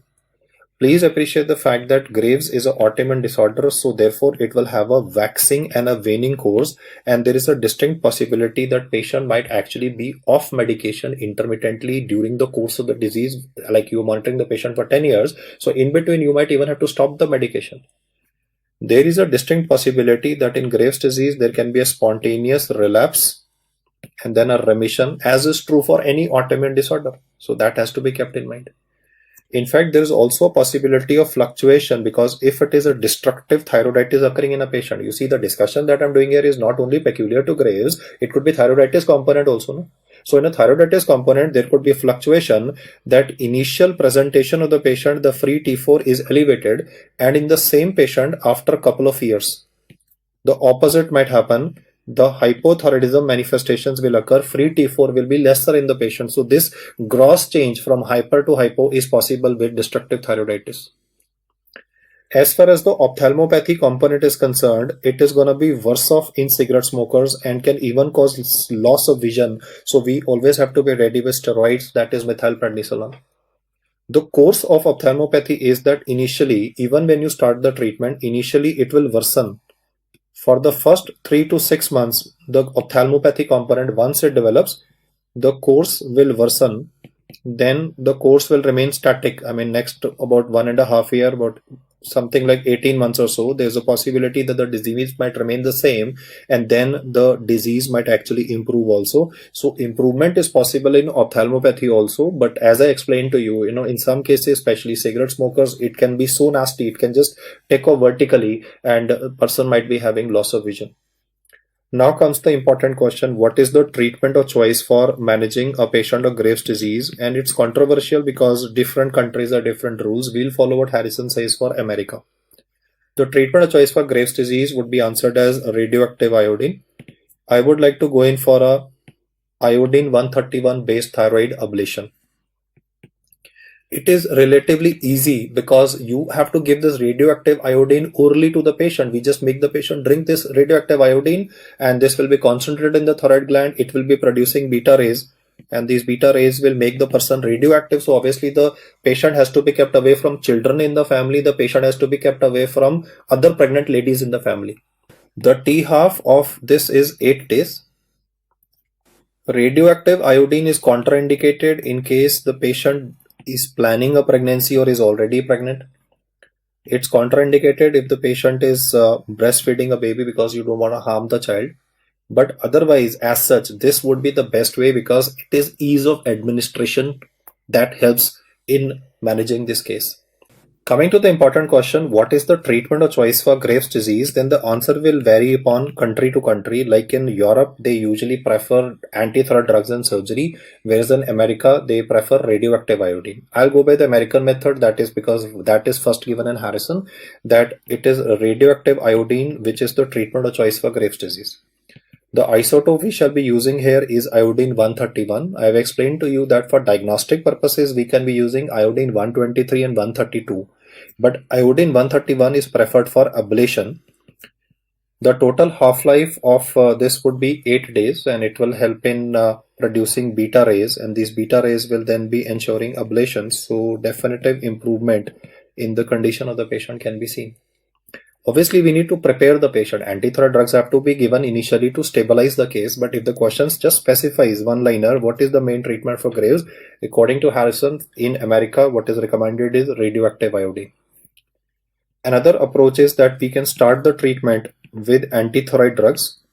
If the patient has control of symptoms with antithyroid drugs, good. But if there is a relapse, there is worsening, no improvement, then you can go for radioactive iodine. So one of the indications of radioactive iodine is poor response to antithyroid drugs. Well, antithyroid drugs, there are two of them, the important ones which are asked. One is propylthiouracil and the other one would be carbimazole and its derivative methimazole. If the question just says what is the drug of choice for patients of Graves' disease, if they have to or you are forced to give a single best answer, then the single best answer would be methimazole. Let us see why. Propylthiouracil is a very good drug. It is safe in the first trimester, whereas carbimazole is safe in second trimester or is preferred in second trimester. Why? Because carbimazole per se, if it is given in the first trimester, it can cross the placenta. It can go to the baby and the baby will develop hypothyroidism. Well, I don't want the baby to suffer. So when it comes to carbimazole, methimazole, they are preferred in second trimester because now the organogenesis of the baby has already occurred. So the main reason why carbimazole is not given in the first trimester is the teratogenic effect that it can cause. In fact, it can be more than one effect also. One of the important teratogenicity that is asked is a defect with respect to the skin, that is aplasia cutis. Next, what I'm saying is optional for you. If you want to note it down, it is okay. But even if you don't note the next two ones down, it is still, I mean, you can still go ahead with the question, because the next statement of mine-guanal atresia is also a teratogenic manifestation seen with carbimazole, methimazole, but it is less commonly seen. So two of them, but aplasia cutis is the one that is asked. When I speak like this, a lot of young doctors, they message me. They say, sir, carbimazole you are giving in the second trimester, you are not giving it in the first trimester because it is teratogenic, but you're still calling it the drug of choice. Well, why am I calling it drug of choice? Is because if propylthiouracil is given all through the pregnancy. You see, the query is, and it's a logical one. Most students say that, sir, if you're giving something in the first trimester, that should be the drug of choice because it is not harming the baby. So why are you not continuing propylthiouracil in the second trimester and in the third trimester? Logical question. Oh, if you can give in first, why not second? You will notice that propylthiouracil tablets are having a marking and the box is also having a black box warning. What I imply by black box warning is that the label categorically says that long-term usage of this drug can contribute to hepatotoxicity, and in pregnancy we anyway can have fatty liver of pregnancy. So we don't want to take in a chance. Get both the perspectives right. Point number one, in first trimester, propylthiouracil is safe because it is not going to go from the mother to baby, so that point is okay. Why are you not giving it in the second trimester? Why are you not giving it in the third trimester? Hepatotoxicity. In contrast, carbimazole, methimazole can have teratogenicity in the form of aplasia cutis or guanal atresia. So both of these, I mean, are the ones which are to be remembered. On the other hand, radioactive iodine, well, problems are if a lady is pregnant, if there's another lady pregnant in the house and this lady is given radioactive iodine, if she comes in contact with the other baby, this lady is radioactive. So avoid contact with children and another pregnant lady per se to prevent the radioactivity induced damage. The surgery that can be done in these patients would be total thyroidectomy. Well, there's a shift in policy. When I was a student your age, when I used to read Bailey's and Love edition, then Bailey and Love at my time used to say it is subtotal thyroidectomy that is preferred. But in the current edition of the textbook, both Bailey as well as in Harrison, it is mentioned that there's a policy shift and now most surgeons prefer to go for total thyroidectomy over subtotal thyroidectomy. Do remember the fact that all these aspects that I've highlighted before you are for a patient in whom TSH is undetectable, that is Graves' disease. On the other hand, it should not happen in the exam that you did not take care of the fact that TSH of the patient was grossly elevated. The patient was actually having a pituitary adenoma. Yes, if a person is having a pituitary adenoma, you can use antithyroid drugs to stabilize the patient, but that will only be symptomatic control, na? But you are not treating pituitary adenoma by antithyroid drugs. So antithyroid drugs can be used both in primary as well as secondary. But the point is, for a person having a pituitary adenoma, you need to get rid of the tumor. Otherwise, it will also start producing mass effects. So that would be a transsphenoidal surgery. So do take care of the fact that TSH value in the question in Graves' disease as well as in discussion of hypothyroidism, TSH value will be integral for your answers in the question. When it comes to drugs like carbimazole and methimazole, one of the advantages of carbimazole methimazole is that they can be given on long-term basis because they do not have hepatotoxicity. But still there's a problem. Regularly complete blood counts must be done because you would have read about this question, dose limiting side effect of antithyroid drugs. I'm just giving a general statement. Dose limiting side effect of antithyroid drugs is, and this would imply that you might have to discontinue the medicine.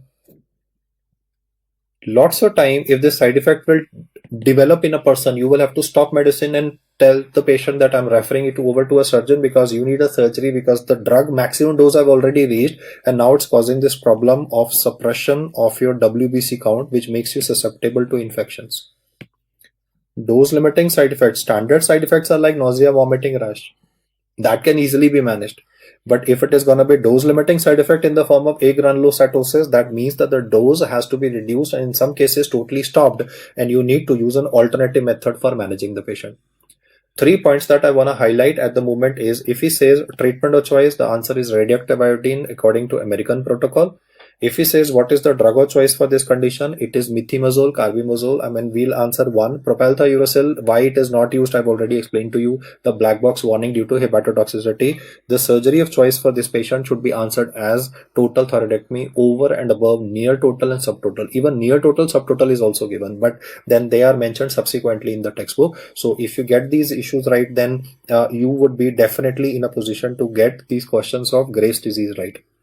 I shall now be comparing this discussion of hyperthyroidism with the counterpart opposite effect, that is hypothyroidism. The discussion will be divided similarly into two parts, that is primary versus secondary. Let's work out the causes and the laboratory reports seen in these patients. Primary would imply that the problem lies in the gland of this patient, whereas secondary would imply that the problem lies in the pituitary. Well, if the gland will malfunction, then the production of T4 and T3 both will be reduced. And by feedback mechanism, the TSH of the patient will start getting elevated. On the other hand, when it comes to secondary, the main problem will be damage to the pituitary. The end result will be decrease in the production of thyroid stimulating hormone. If there is less thyroid stimulating hormone, there would be less T4 as well as less T3. So you will notice that the direction of arrows in the report in secondary is always going the same way. If you are listening to this discussion carefully, please appreciate that in secondary hyperthyroidism, TSH, T3, T4, all were elevated here, all three are reduced. So if you just get the direction of arrows right, you would definitely be able to get the treatment of choice right. I would also like to tell you that rarely in a multiple choice question, the TSH values may be normal, and along with this, the T4 and T3 values will be less. Now, when I describe this particular part where I put a star mark, the query or messages that I get from a lot of students is that, sir, how is it possible? I mean, on one hand, you are saying TSH is normal, then why should there be decreased production of T4 and why are you calling it secondary? You see, if the gland is not working, T4 should be less, T3 should be less because T4 is get converted into T3 in the blood, then TSH is normal. Why are you calling it secondary? I want to tell you that there is a distinct possibility that the pituitary of this patient is producing TSH which is biologically inactive. Looks very surprising, no? Biologically inactive TSH, it is produced in normal amount. You see, the problem can be either of quantity or quality. The quantity is perfectly fine. I repeat my statement. Quantity is fine. Quality is bad. So you are having a poor quality TSH In a sense that amount wise it is okay, but quality wise it is defective, so it's not going to be able to cause an optimal stimulation because the quality is bad, and therefore the T4 and T3 values can be reduced. Remember the fact that in secondary hypothyroidism, if it's a poor quality TSH being produced, what I mean by poor quality, the casual word is biologically inactive TSH, it will not be able to cause a proper stimulation. That is why T4, T3 values are reduced. So I hope that explains the perspective. One of the leading causes of this would be iodine deficiency disorder, both in I would say developing world and also in the developed world. In most of the countries, iodine deficiency is very prevalent. And if a girl is iodine deficient at the time of pregnancy, you see, endemic goiter will usually first present at the time of puberty and then at the time of pregnancy. And if a woman is living in an iodine deficient area, she'll definitely have a thyromegaly and she will not be able to provide iodine to her baby. So the baby born to this lady will also be having hypothyroidism since birth. I can just use an alternative term here. Just pay attention to this terminology. Lots of time in pediatrics, you would have read the term congenital hypothyroidism. If the question simply says, what is the leading cause of congenital hypothyroidism, then do not answer iodine deficiency. Iodine deficiency disorder is obviously prevalent all over the world. But if the question says, what is the cause of congenital hypothyroidism, your first answer would be thyroid dysgenesis, which implies that the thyroid gland is not properly developed.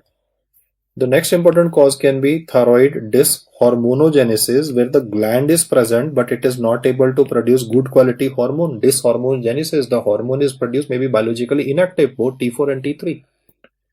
The third possibility is that the mother is living in an iodine deficient zone. If she does not have iodine for herself, she cannot provide iodine to the baby. So the baby born will be having a iodine deficiency or less production of T4 and T3, or in a sense a primary hypothyroidism, which is called as endemic cretinism. Cretinism not only will have a short stature and a mental retardation, but it basically means that the child is hypothyroid right from the first day of life. The most common cause for congenital hypothyroidism, as has been explained to you, is thyroid dysgenesis, and then is iodine deficiency, which is written as endemic cretinism. Coming back to the internal medicine domain, I've highlighted that in iodine deficient areas, obviously primary hypothyroidism will occur. But in India, especially because the government of India has been very aggressive with usage of iodized salt. Therefore, in Southeast Asia, in a lot of countries, iodine deficiency has almost been eradicated, at least in India. So what would be the important cause from Indian perspective where iodine deficiency is not there? You see, if you go to hilly areas, things might be different. But otherwise, at least I can talk about urban India. All of us eat Tata salt, iodized salt. So in urban India, getting iodine deficiency is really, really rare now. In those circumstances, if he talks about iodine replete area, then it is Hashimoto's thyroiditis, which is an autoimmune thyroiditis contributing to primary hypothyroidism. Rarely he can also speak about food goitrogens. Well, what are the food products intake of which on long-term basis can be responsible for hypothyroidism, because they will interfere with the organification process of the reactions that occur in the thyroid gland and help in synthesis of T4. So cabbage and cassava, right? The same cassava beans that you read in G6 PD deficiency also, the same ones coming up here also are referred to as food goitrogens. Then even drugs can contribute to hypothyroidism. One of the drugs notorious for this is amiodarone. Amiodarone can cause both hypo as well as hyperthyroidism. So do remember the fact both hyper and hypo can be associated.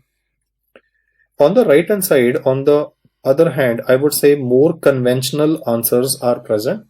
Like the patient could be having Sheehan syndrome, that is a postpartum hemorrhage contributing to anterior pituitary destruction. If it is a non-obstetric cause of damage to the pituitary, we will use the word Simmons disease. The reason for Simmons disease could be rupture of arteriovenous malformation. It could be a tumor. It could be, let me say, high blood pressure. So AVM, tumor, hypertension are the reasons which will contribute to this. Then would be cranial irradiation. You see, this patient has received cranial irradiation for some other reasons, let me say metastasis, but then this could damage the pituitary. Non-caseating granulomas of sarcoidosis can contribute to neurosarcoidosis. It can contribute to cranial palsies, and if the non-caseating granulomas are in the area of the pituitary or adjacent to that, then there could be damage to pituitary resulting in this profile. Similarly, iron toxicity. Traditionally, hemochromatosis is what causes bronze diabetes, but today I'm saying that it can even contribute to damage to the pituitary. So when it comes to secondary causes, I mean, when you read these causes, no, I usually do not find people making any mistakes. But for the left hand side, the mistake that I usually find is one, if they ask you about congenital hypothyroidism, don't answer iodine deficiency because we are programmed for it. He knows that. So the answer is thyroid dysgenesis. And if he talks about iodine replete area, like India per se, iodine deficiency disorder has been eradicated. So in India, the current cause is not iodine deficiency, it is Hashimoto's thyroiditis, and this would have been even corroborated by the PSM doctor as well. Once we get the causes right, I'm next gonna explain to you how the clinical features of this disease will evolve. Since the thyroid hormones play an important role in basal metabolic rate, the basal metabolic rate in this case is downgraded, so there would be a weight gain in the person. However, it is not an extensive weight gain, it's only a modest weight gain that will occur in the patient. Unlike Cushing syndrome, where patient will put on lots and lots of fat and a centripetal obesity, here the weight gain is relatively on the lower side. The calorigenesis component will also be reduced, so that is why the patient will not be comfortable in the winter months. Cold intolerance. The moment these terms are written, it is very unlikely that you will ever mess up on the clinical diagnosis of hyper and hypothyroidism the way the question is presented. Myxedema is an integral component of both hyper as well as hypothyroidism. In hypo, it can occur over the scalp. Therefore, you will notice significant alopecia. Let me say, female patient, she's combing her hair, brushing her hair, she's losing a lot of hair. You see glycosaminoglycans, which are present in the myxedema component, they tend to trap a lot of water. Therefore, there would be swelling in the tissues. So therefore, myxedema, if it is gonna involve the face of the patient, you will read about puffy face. That's gonna be a cosmetic complaint of the patient. If the myxedema involves the vocal cords, there would be a voice change. There would be hoarseness of voice, or if you are speaking to this patient, let me say over a telephone, it will sound like a man's voice, like a woman's voice will become very throaty and heavy, so it will sound like a man's voice. There is a upgrade of total peripheral resistance. So the blood pressure of this patient is elevated, and when you take the BP recording, you will be surprisingly finding systolic to be normal and diastolic to be elevated. You will be finding isolated diastolic hypertension. The statement of mine is isolated diastolic hypertension is found in hypothyroidism. That does not mean that it is one of the common causes. Obviously, if they ask you what causes isolated diastolic hypertension, the first answer is essential hypertension. If that is not present, though it's the commonest one, then it is what we are talking about, hypothyroidism. Apart from this, you will also read about isolated diastolic hypertension developing in Conn syndrome and even in Cushing syndrome. The number one cause I've highlighted is essential hypertension. It's obviously a diagnosis of exclusion. I mean, hypothyroidism, Conn and Cushing has to be reduced in these patients, and hypertension per se is going to contribute to headache on a daily basis. The person might ascribe that to office stress. There will also be an increase in gut motility of these patients due to there will also be a change in the gut motility of this patient, which will explain the constipation component. Traditionally speaking, whenever you read about thyrotoxicosis, there is an increase of sympathomimetic stimulation. So logically, constipation should be present in Graves' disease. But here I'm describing to you constipation and hypothyroidism. Why? Because the myxedema component tends to slow down the gut motility. That also leads us to the fact that why do you get diarrhea as a symptom in patients of hyperthyroidism? That's a very common query that I get from a lot of students over email or WhatsApp or over social media. So I would like to highlight here the fact that why do you read diarrhea as a symptom in hyperthyroidism? I did not mention it earlier because I wanted to bring this fact or debate this point with you, that why do you get constipation in hypo and why do you get diarrhea in hyper. So let's have a analysis here. You see, the basic problem in people with hyperthyroidism is that they're losing weight, so they'll try to obviously eat more also. You see, when you're hungry, carbohydrates, they produce a filling effect in our stomach. So because of the fact that this patient of hyperthyroidism is more hungry than normal and is loading himself with carbs, so carbs would contribute to osmotic load in the gut. This osmotic load can draw in water, that can explain the diarrhea component. The second thing is that because sympathomagnetic stimulation will slow down the gut motility. Now listen to my words very carefully. He says the fact that in hyperthyroidism patient, the sympathomimetic stimulation, you are aware, vagus will accelerate the gut motility, sympathomimetic slow down the gut motility. This slowing down the gut motility will increase the bacterial load. And now you can see two things together. Sugar is there unabsorbed and bacterial load is also increased in the patient. So this bacteria will break down these products, the osmotic products, into molecules that will further draw in water, and the osmotic diarrhea component can develop. Studies have also shown that hyperthyroidism also affects bile acid metabolism, and bile acids are responsible for emulsification of fat. So there are multiple reasons why diarrhea can be present. I repeat the features once again. One of the standard features would be the person is having a sense of increased hunger. So to satiate it, he'll eat more roti or more rice. And rice and roti, that is wheat, will be having more carbohydrates. So more osmotic load in the gut. The gut motility is reduced. So therefore the bacteria in the intestine, they will have more time to degrade all those products. So a lot of osmotic processes going on. Plus bile acid metabolism is also hampered in this patient. So all these features explain diarrhea in a person of hyperthyroidism. I mean, the query that most students sent was that in hyper, because there is a slowing of the gut motility, then it should cause a constipation. No, slowing of the gut motility is rather contributing to increase of bacterial load plus the osmotic component coming up. So the two together can explain the diarrhea component. On the other hand, in hypothyroidism, I again wrote slowed gut motility, but the reason for that I've explained is the myxedema part, the myxedema that can involve the intestines also. Most of the time, the symptoms that are given in hypothyroidism are easy to identify. In a female patient, menstrual abnormalities can be described in the form of menorrhagia. Don't be under impression that only menorrhagia seen in hypothyroidism. It can even be oligomenorrhea. I'm talking about the common presentations here. Depending on the age of presentation, it could also be primary or secondary infertility described in the question. Neurological features can rarely develop in hypothyroidism patient. There are two reasons for neurological deterioration in hypothyroidism. One is myxedema coma. Now, as the name suggests, coma, so that will obviously have neurological features. I'll be explaining myxedema coma towards the end of this discussion or lecture. At the moment, I want to also incorporate in the symptoms of this patient a very peculiar neurological presentation of uncontrolled hypothyroidism caused by Hashimoto's thyroiditis, called as Hashimoto's encephalopathy. Well, the neurological presentation of this would be involuntary jerks of various muscle groups.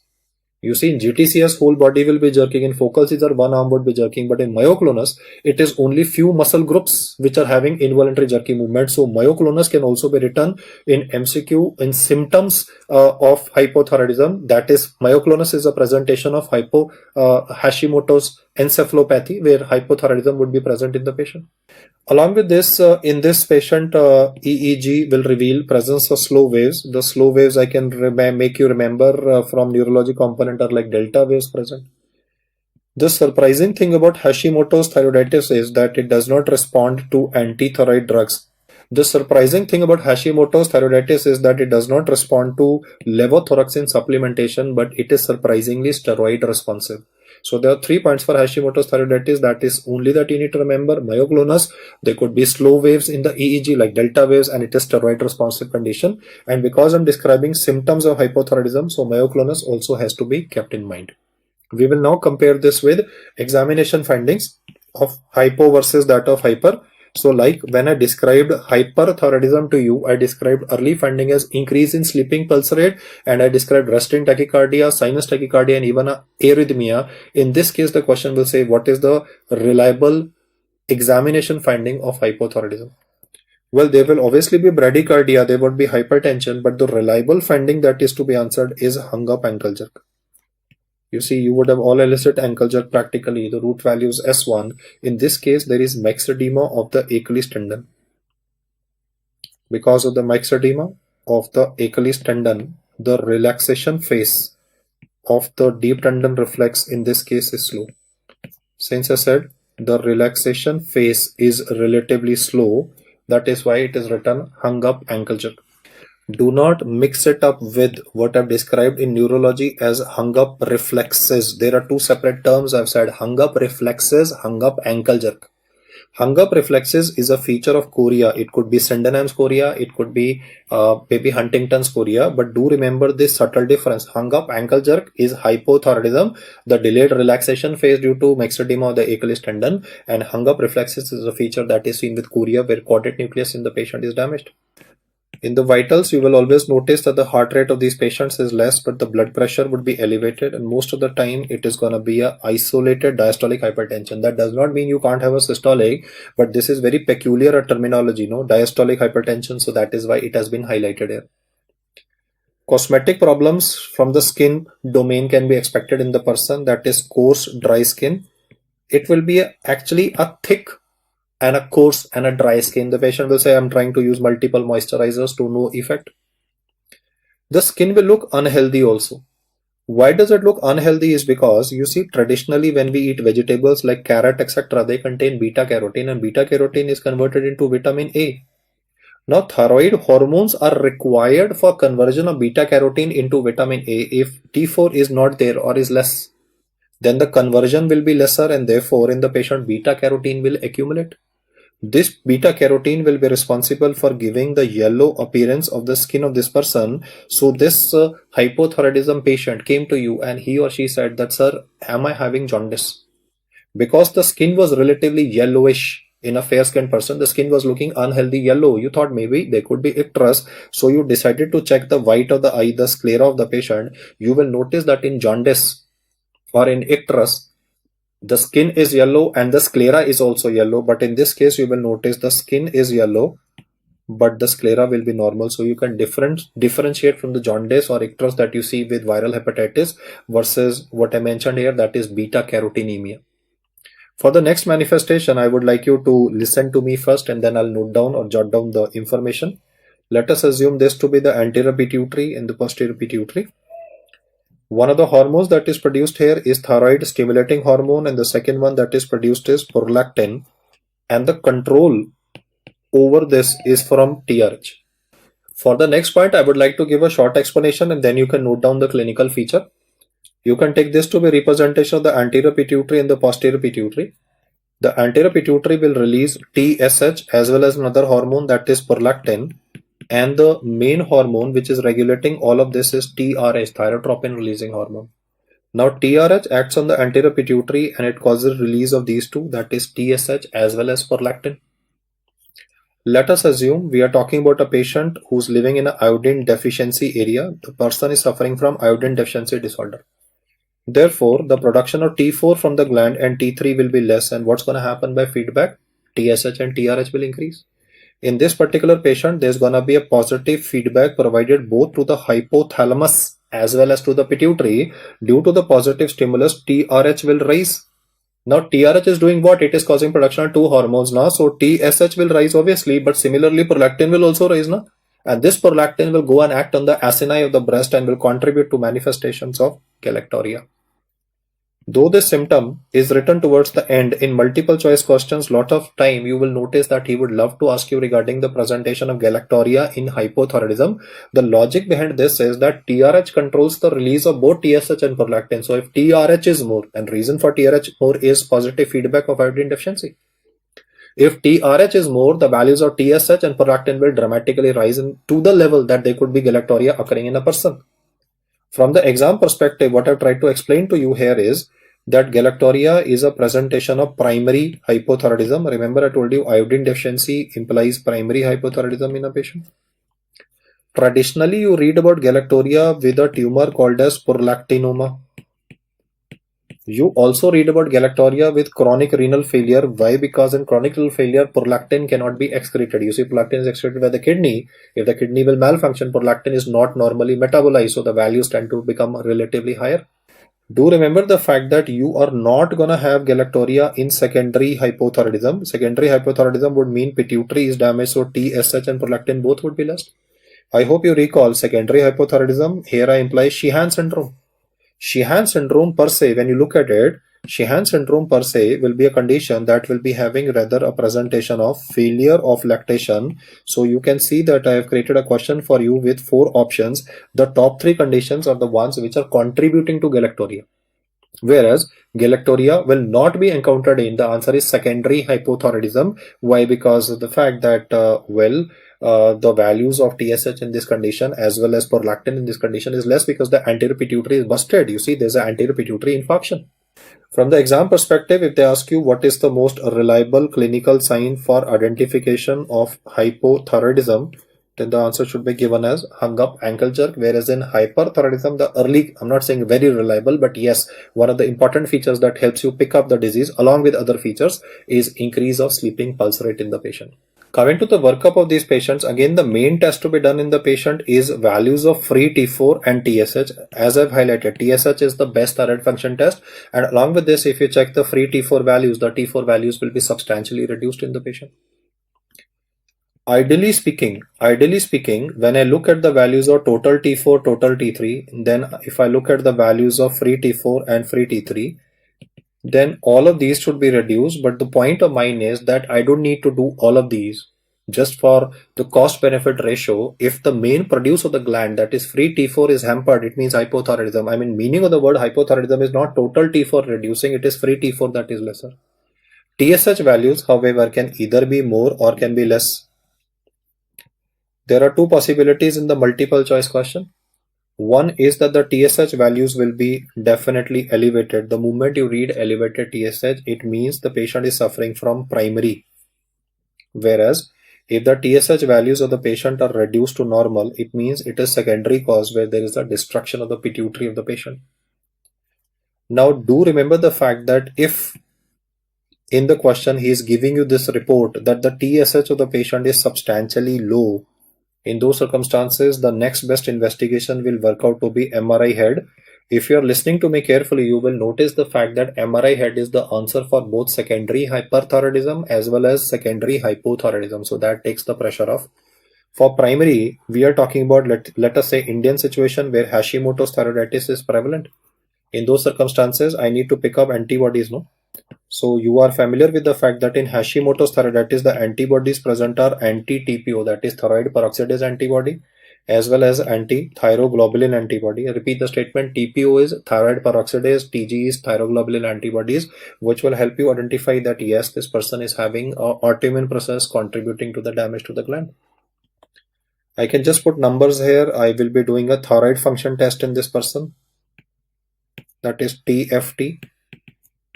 For cost benefit ratio, there's a possibility that I may not run all of these tests. I will simply be running a free T4 and TSH, and that is sufficient for me to identify the disease. In majority of cases, only these two tests will help you narrow down to the etiology. Because goiter can be having euthyroidism, hypo and hyperthyroidism. We are talking about hypothyroidism at the moment. I will also preferably do a ultrasound or if possible a MRI neck to check for any extension of the thyroid into the retrosternal space that can contribute to Pemberton sign, and compression superior vena cava is obviously going to contribute to even a positive Kussmaul sign in this person. The fifth investigation that I'm saying is usually neglected by most doctors, so please listen to this initially. Hypothyroidism will contribute to myxedema, lymphedema, and this lymphedema can occur even outside the heart and can occur outside the lungs, contributing to pleural effusion and pericardial effusion. This term that I'm writing before you, serous cavity effusions, is read by you 2 times in medical literature. One, you will read about this term in SLE. SLE causes serous cavity effusion. Second time you will read about serous cavity effusions in hypothyroidism. What is happening in these patients is that the lymphedema component / myxedema component is involving the pericardial space or the pleural space. I can casually call the discussion as myxedema heart for point number 5 in the workup of this person. Let us assume that this lymphedema is causing 20 ml of lymphatic fluid to accumulate around the heart of this person per year. Don't note down, just listen at the moment. Let me say the extra lymphedema means extra lymphatic fluid. So this extra lymphatic fluid is about 20 ml extra has accumulated. I'll just put plus sign here to say that over and above normal pericardial fluid is 20 to 50 ml for lubrication. In this person, the pericardial fluid is increased because of the lymphedema component. So let me say instead of 50 ml, it is increased to 70 ml on the first year from 70 to 90 ml subsequently. So let us say over the course of next 10 years, or let me say over the course of next 15 years, the amount of fluid will accumulate extra. That would be about 200 to 300 ml. What I want to teach you here is not mathematics. I want to teach you here is that hypothyroidism patients, if untreated, can develop massive pericardial effusions. This massive pericardial effusion could be written in the question in the form of a ECG finding. One of the ECG findings that have been dealt or discussed in cardiology section is low voltage ECG. Obviously, the fluid will cut off the voltage, the electrical component. Another ECG finding of pericardial effusion, which is large in size, is electrical alternance. Either of the two can be written as maybe a C or a D choice in a MCQ of hypothyroidism. So I just want you to be remembering the statement. You will also notice that I used the word massive pericardial effusion. I did not use the term cardiac tamponade. In cardiac tamponade also, no, the fluid can be 200-300 ml.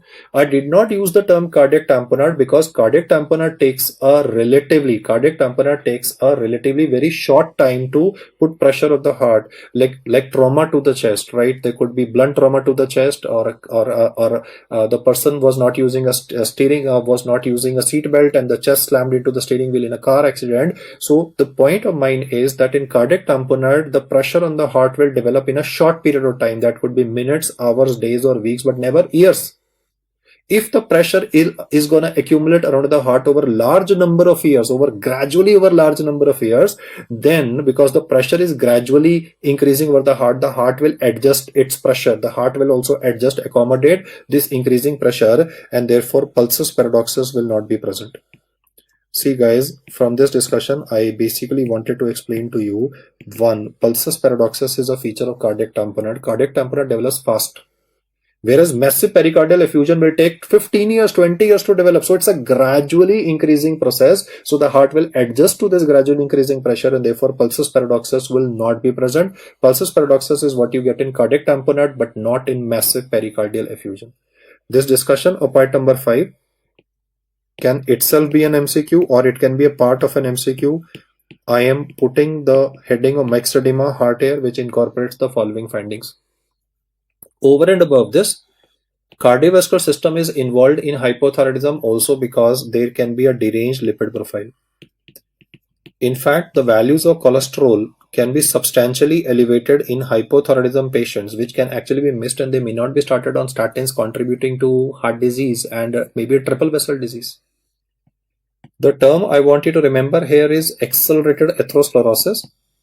Diabetes mellitus also causes accelerated atherosclerosis. In diabetes mellitus, the main reason for accelerated atherosclerosis is hypertriglyceridemia. It's mainly triglycerides that are elevated in diabetic, but in patients who are suffering from hypothyroidism, it is mainly cholesterol elevation that will explain this.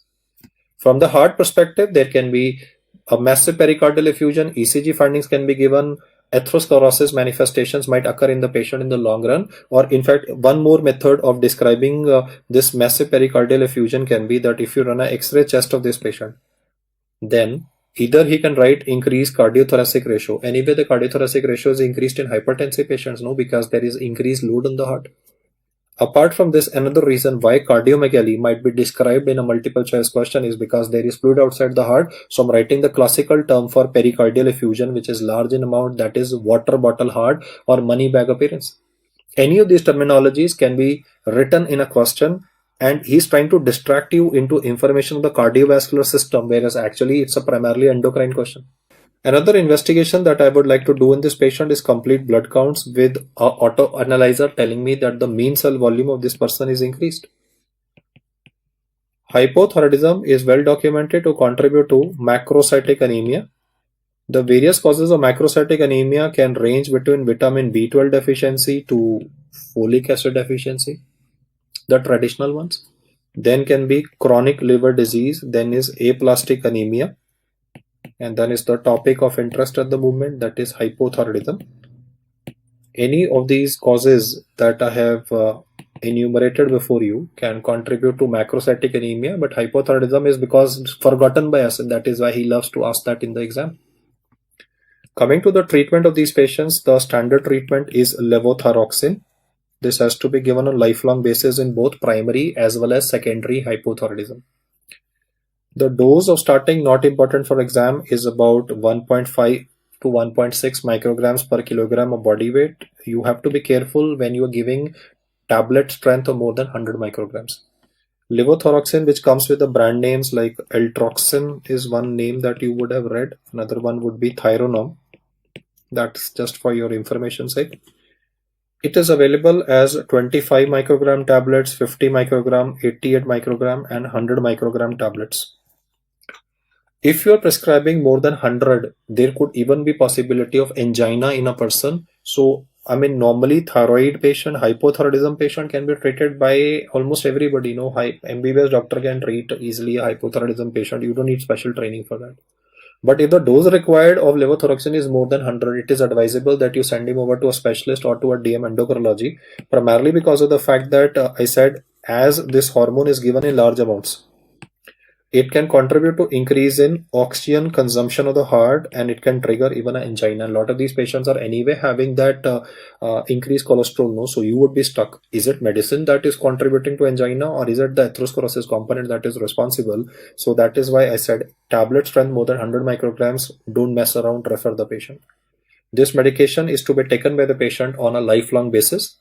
Now I will give you a case presentation here. I'm describing a 60-year-old patient. This lady, she's a widower. Her husband had expired, let me say, due to COVID-19. Unfortunately, like, her husband was a diabetic and she's a hypothyroidism patient, and she has lost her husband recently due to COVID-19 pneumonia. She is a non-compliant patient of hypothyroidism. She's a widower, she lives alone, and her children are staying in America. Like, she has two sons, both of them are settled in America, and she lives alone in India. This lady, when she came to you this time for follow-up, she was suffering from UTI. Postmenopausal lady, UTI can definitely be there. Estrogen deficiency will decrease the defense mechanisms. So UTI is common in postmenopausal women. So you had prescribed antibiotics for this lady also for her urinary tract infection, but you are not very confident that she will take these antibiotics regularly. So you did remind her that, ma'am, you don't take hypothyroidism tablet, that is levothyroxine, regular basis, so please be compliant.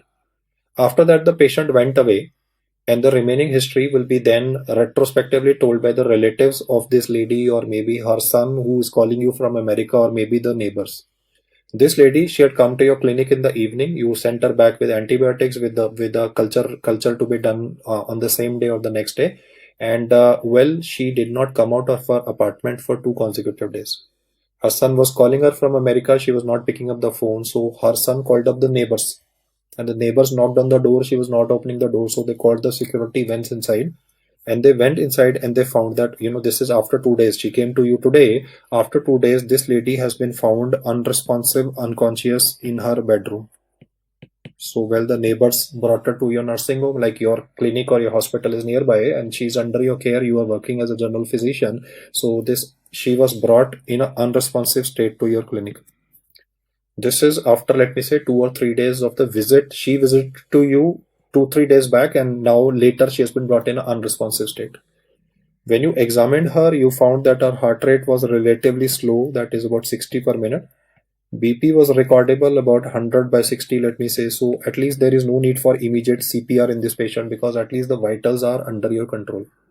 But you found that her body temperature was substantially reduced when you used a digital thermometer or you used a special thermometer. You found that her body temperature was substantially low and she was icy cold to touch. So her son is asking you on a WhatsApp call from America, sir, why is my mom unconscious, unresponsive, and she's a known case of hypothyroidism. He himself knows that she does not take medicine regularly. You will explain to the son of this old lady that she had an infection recently, and infections in endocrine patients can be a disaster. Infections in endocrine patients can trigger endocrine emergencies, and the endocrine emergency that has been triggered in this case is called as myxedema coma. Please appreciate the fact that the main reason for myxedema coma is not non-compliance with anti-thyroid medication. If the question says what is the main trigger behind development of myxedema coma, the main trigger behind development of myxedema coma is any intercurrent illness. Here I gave a scenario of a UTI. It could be MI, it could be stroke or cerebrovascular accident, it could be pneumonia, It could be congestive heart failure, even excessive use of sedatives. You see, excessive abuse of sedatives can even trigger this endocrine emergency. So the bottom line is, like in diabetic patients, you could be having diabetic ketoacidosis or hyperosmolar coma being triggered. Similarly, here in hypothyroidism patients, intercurrent illness like UTI or the ones that I mentioned can trigger myxedema coma. And the coma, I mean, why the patient is comatose is explained by the decrease of body temperature. You see, body temperature decreases to this critically low value, the person will be unresponsive at this point of time. So, well, what am I going to do in this lady? I'm going to check her core temperature. I can run an ECG. In the ECG, because the heart is slow, the PR interval will be increased, the RR interval will be increased because there's a bradycardia component, and you might even get one of the ECG findings of hypothermia that has been discussed in the cardiology section, that is J waves. Even in the question, if J waves are not present, at least the bradycardia findings would be given in the patient. So I need to rewarm the body of this patient. Like in thyroid storm, when I started the discussion, I was discussing thyroid storm, I was using ice packs. This time I'm going to use a space blanket to warm the body of this patient. The body temperature of this patient, let me say, is 34 decreasing to 33. So I need to do something to prevent heat loss from the body. Along with this, I need to give medicines to this person. So the main drug of choice for this person would be given as levothyroxine. We can be giving it with the help of a nasogastric tube to the patient. To test your pharmacology, though the next step that I'm saying is rarely used, or because it's expensive also, we are also having T3 derivative available intravenously, that is liothyronine. So if he wants to test your pharmacological domain, that he wants to see whether you are familiar about the fact that T3 is also available in the market. You see, after all, T4 is converted into T3, no? So because of the intercurrent illness, the conversion of T4 into T3 might become defective. Lots of time, the person is very sick, the conversion of T4 into T3, the enzymes involved do not function properly. So you can provide T3 supplementation to the patient directly, and T3 is the active form of the hormone. So that will definitely help in improving the condition of this patient. Most of the time, the treatment of these patients is possible with conservative approach, and levothyroxine can be given by NG tube because the patient is comatose at the moment. But if required, levothyronine can be used along with the space blanket. Now, I just want you to remember the fact that in all endocrine emergencies, it is always a good idea to use steroids in the form of hydrocortisone. One reason why you are using hydrocortisone here is because it will increase cortisol, and cortisol, as I've explained, is the stress hormone in the body. So in majority of endocrine emergencies, you will definitely find regarding the usage of hydrocortisone. At this juncture, I would also like to say a few words regarding sick euthyroid syndrome.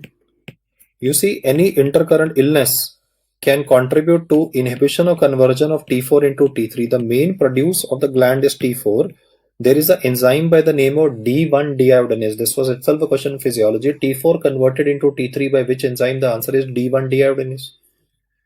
What happens in sick euthyroid syndrome is, due to the sickness, there is an impaired conversion of T4 into T3. So T4 is there, but it is not getting converted. So the active form of the gland is not being formed in substantial amounts.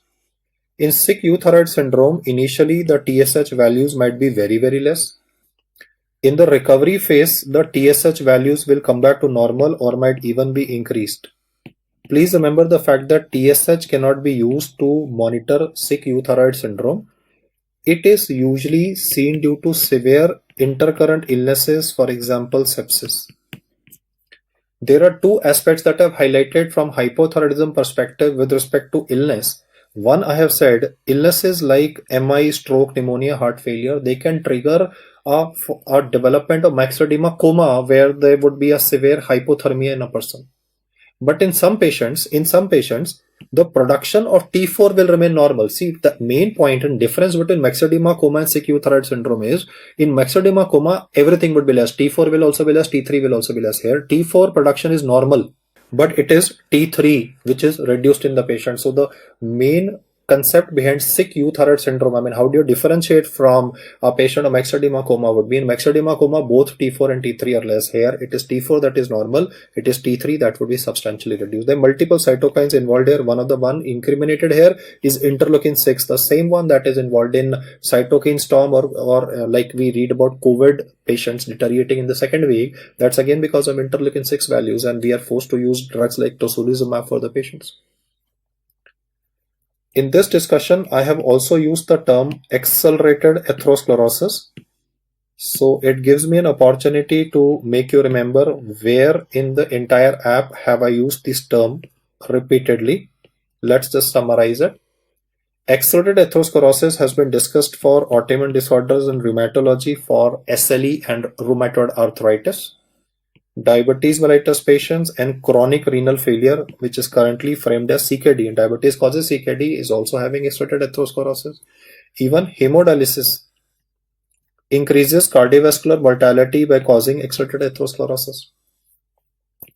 In cardiology section, I have talked about syndrome X. Syndrome X would be an individual having metabolic syndrome. Then would be nephrotic syndrome. Yes, even nephrotic syndrome is where I have spoken regarding accelerated atherosclerosis. These disorders are anyway to be remembered by you, and do not in the exam confuse sick euthyroid syndrome with respect to myxedema coma. And if in doubt, then myxedema coma incidence wise is relatively more common. So these are the details that I would like you to remember for this topic. Do try to break up your task into smaller topics every day. Don't try to make a big task like I'll do the entire thyroid disease in one day from medicine as well as from surgery as well as from pathology. It won't be possible. Make up subtopics, make up micro topics, and try to cover them on a regular basis. As I highlight every time, knowledge is power. You need to continue building that up, and as you will grow, as you will learn more knowledge, you will be feeling more confident in your approach to multiple choice questions. Thank you so much for hearing me out.